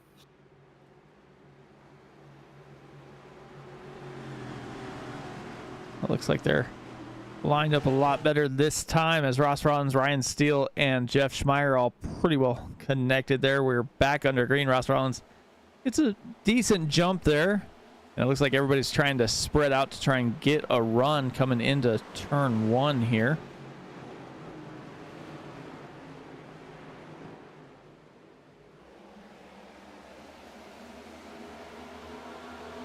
Like Chad Stearns trying to pass Chad Simpson. Whoa, Dan Brazenton just blew the corner straight into that outside wall, but didn't bounce off it. We stay green.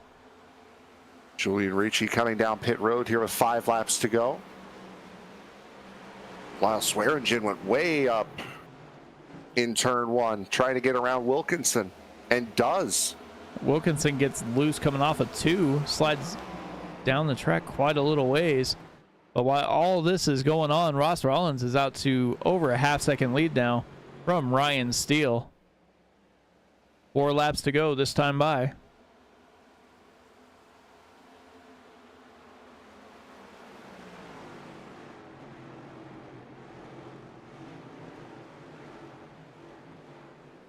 Ryan Steele, Jeff Schmeier, Lyle Swearingen.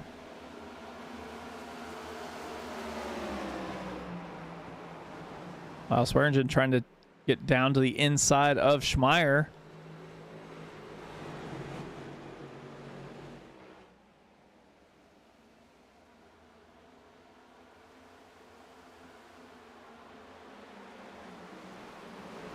He tries to go to the outside. Justin T. Wilkinson to his inside almost slides up into Swearingen.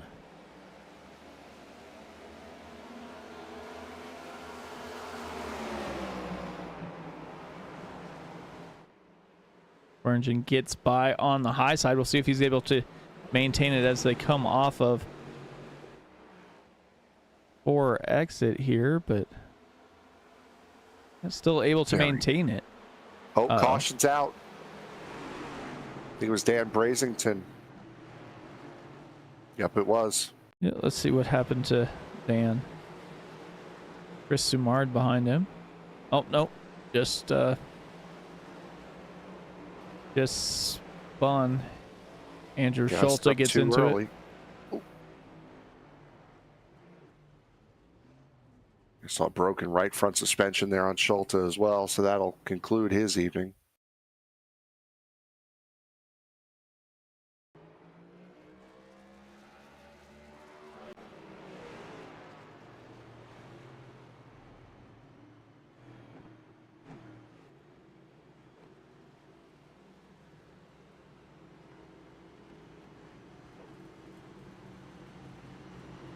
So under green-white checker here, Ross Rollins, Ryan Steele, and Lyle Swearingen was able to get by Jeff Schmeier there, so that is the way they will line up here.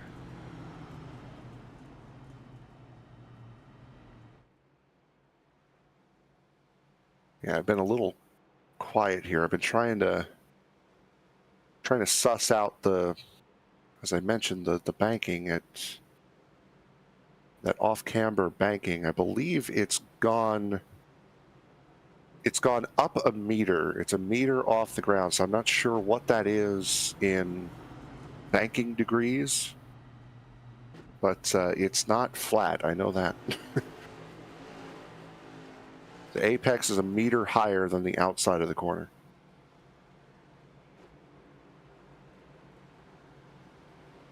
And was and still is universally hated by F1 drivers, MotoGP riders alike.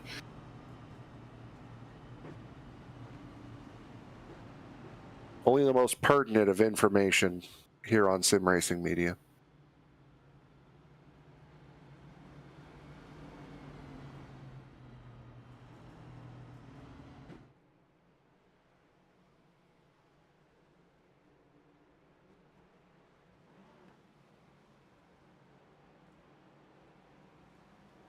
It is definitely going to be a close one here.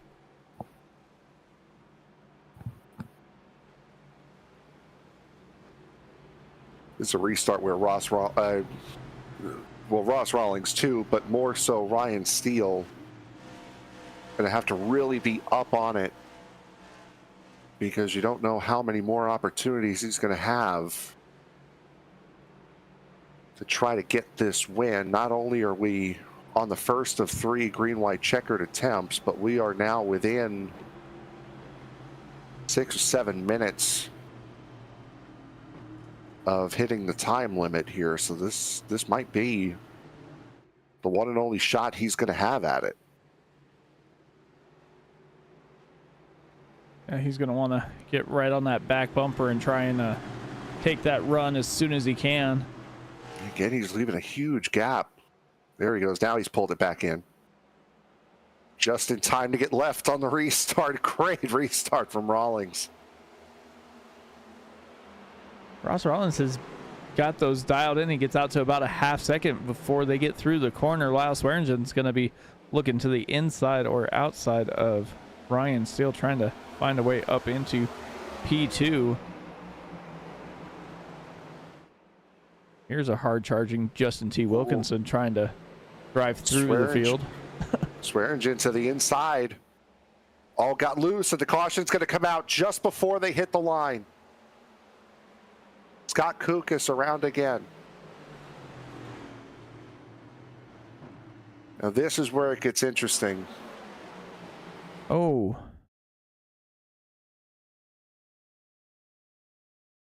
David Weaver right into the back of the 6, but Kukas and Earl Weaver get into it. Earl Weaver sends Kukas around, but in front of that, where that even started,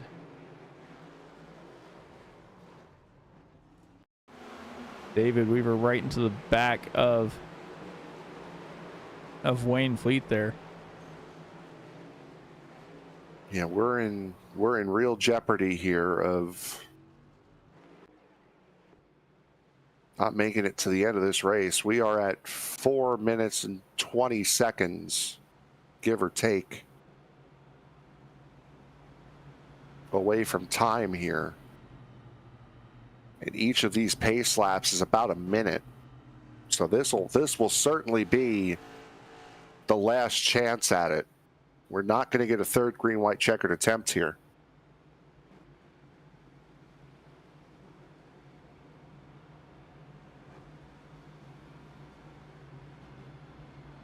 So if you're Ryan Steele, you need to be all over that back bumper of Ross Rawlings. They're trying to make something happen.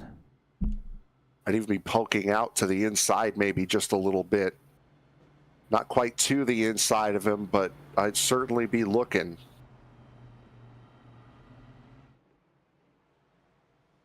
This way you have the sight of the lane that you want to take. Assuming we just took 2 to green, and yeah, we got 3 minutes left here before we hit time. This might be a green-white and then checkered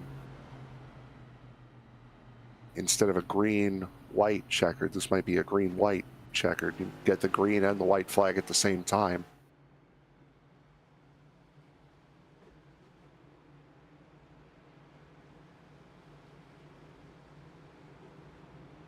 Is that how they do that, Frank, when it's getting close to time? That would be my guess as to how this would go. I mean, we were fortunate enough in that race. We had a couple laps cut off before we got into the green-white checkered scenario. I think we had like the last 5 or 6 laps cut off.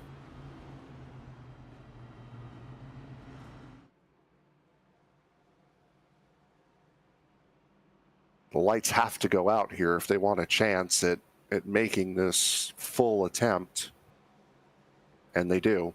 Yep, lights are 2 out. minutes. 2 minutes to spare.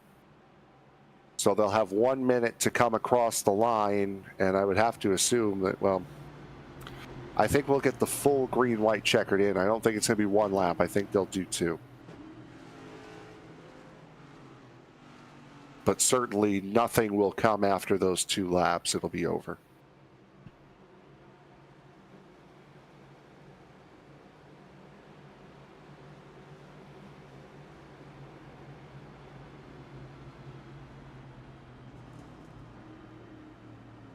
Rolling down the backstretch.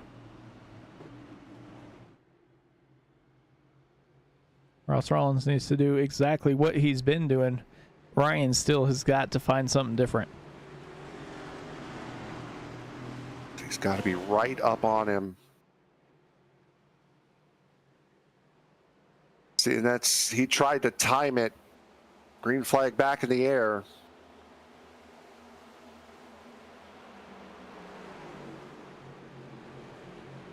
Ross Rollins out to a half-second lead once again. Ryan Steele, Lyle Swearingen off of each other a little bit. Widener and Wilkinson. Also, I think Barry Phil may have gone around in the back before the start. He has, but he's well off the racing line inside of turn 2, just before the tunnel. Final lap.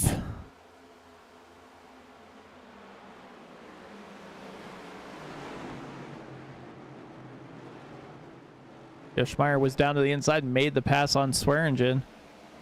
Swearingen loose into the wall. Holds it there. Justin T. Wilkinson gets by. Ross Rollins is going to come through turn 4. And he will win here at New Hampshire. Ryan Steele second. Jeff Schmeier hangs on for third.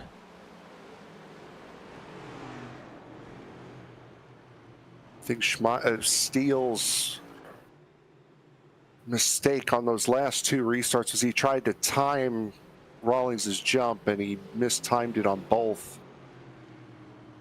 That's why it's better to be right up on the guy instead of trying to lay back and time it and hope you get the run. Definitely. Ross Rollins was able to last pit on lap 20 and stay out front and bring home the win here. And Mike, I believe this is where I will bow out for. Oh, oh, he got nailed by a car. No one saw. I believe this is where I will bow out for the evening and allow you to take it the rest of the way. Well, thanks for joining me, Frank. Absolutely, no problem. All right, later, man. See ya.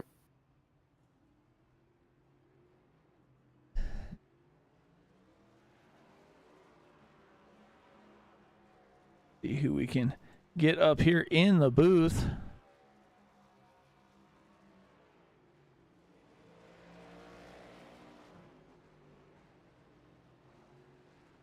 Guys, a couple minutes to get up here.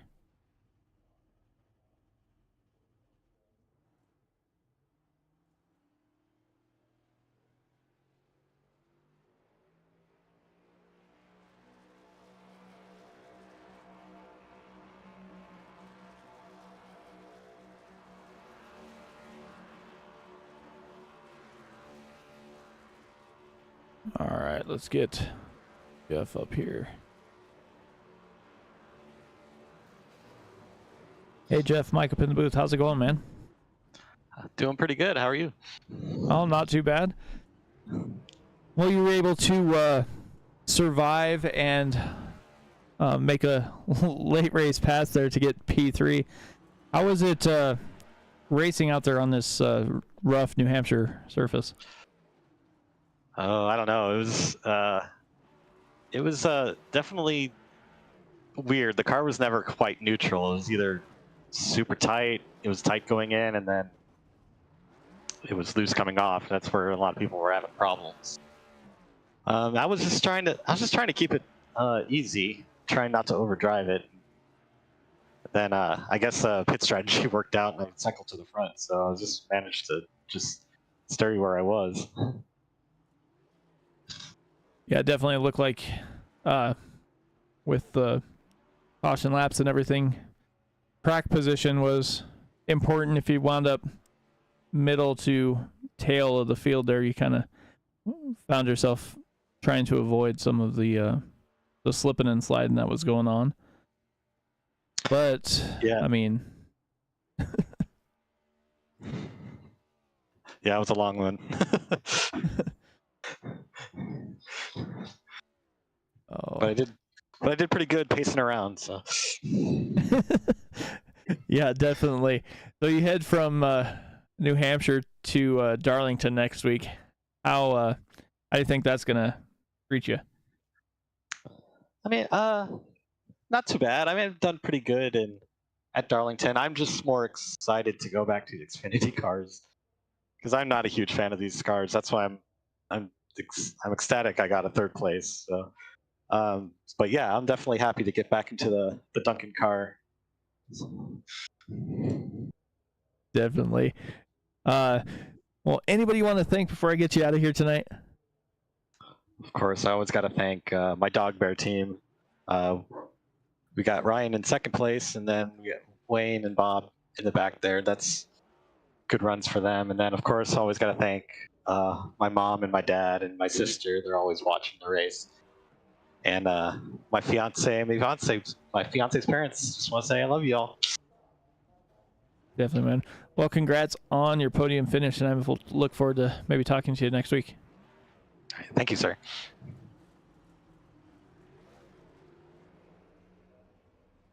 All right, let's see if we can bring Ryan up here. Hey, Ryan, Mike up in the booth. How's it going, man?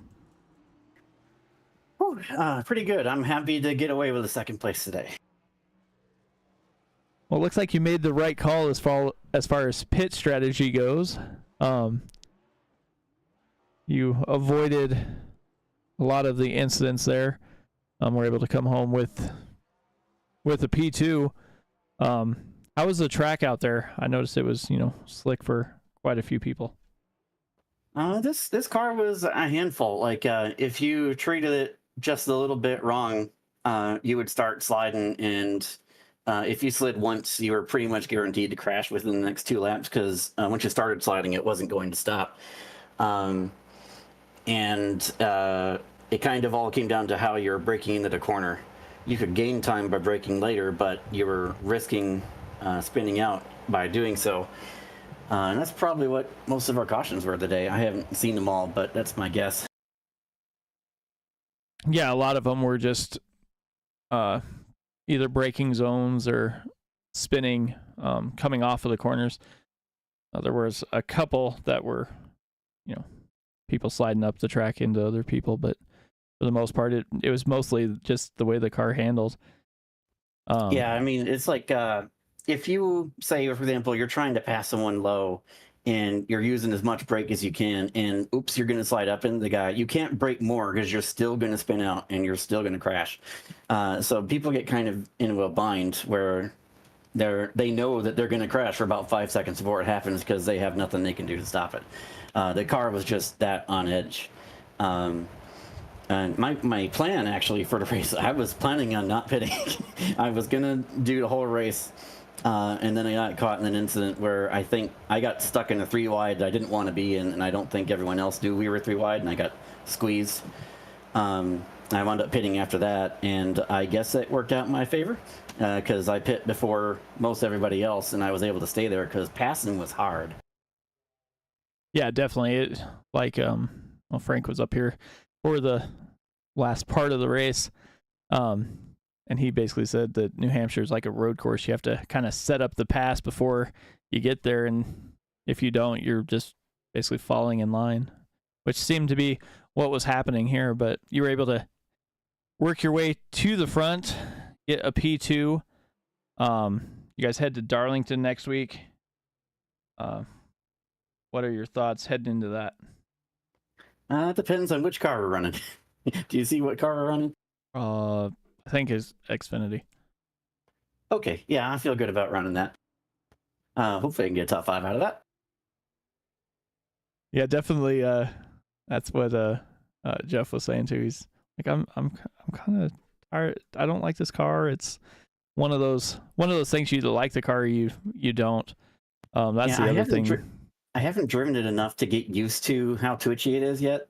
like, it doesn't get loose like other cars do. If you start sliding just a little bit, you're basically going to crash. It's a different feeling than any other car where you can deliberately drive it loose. These things, you have to deliberately drive it tight. And it's taken me a long time to adjust to it. Definitely, man. Well, before I get you out of here, anybody want to thank before I let you go? Well, as always, I got to thank my Dog Bear teammates for helping me strategize before the race.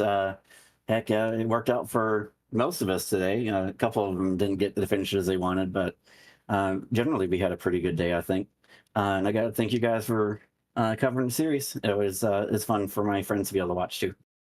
So thank you. Definitely, man. Well, congrats again, and I'll look forward to maybe talking to you again next week. Yeah, I hope so. See you later. All right, later.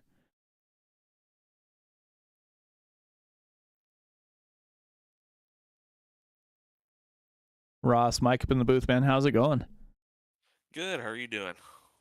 All not too bad. How's your restarts after making all those restarts there? Yeah, I had plenty of practice tonight. That was rough. I wish we could have kept it green for everybody. I know that was hard for you to watch, I'm sure.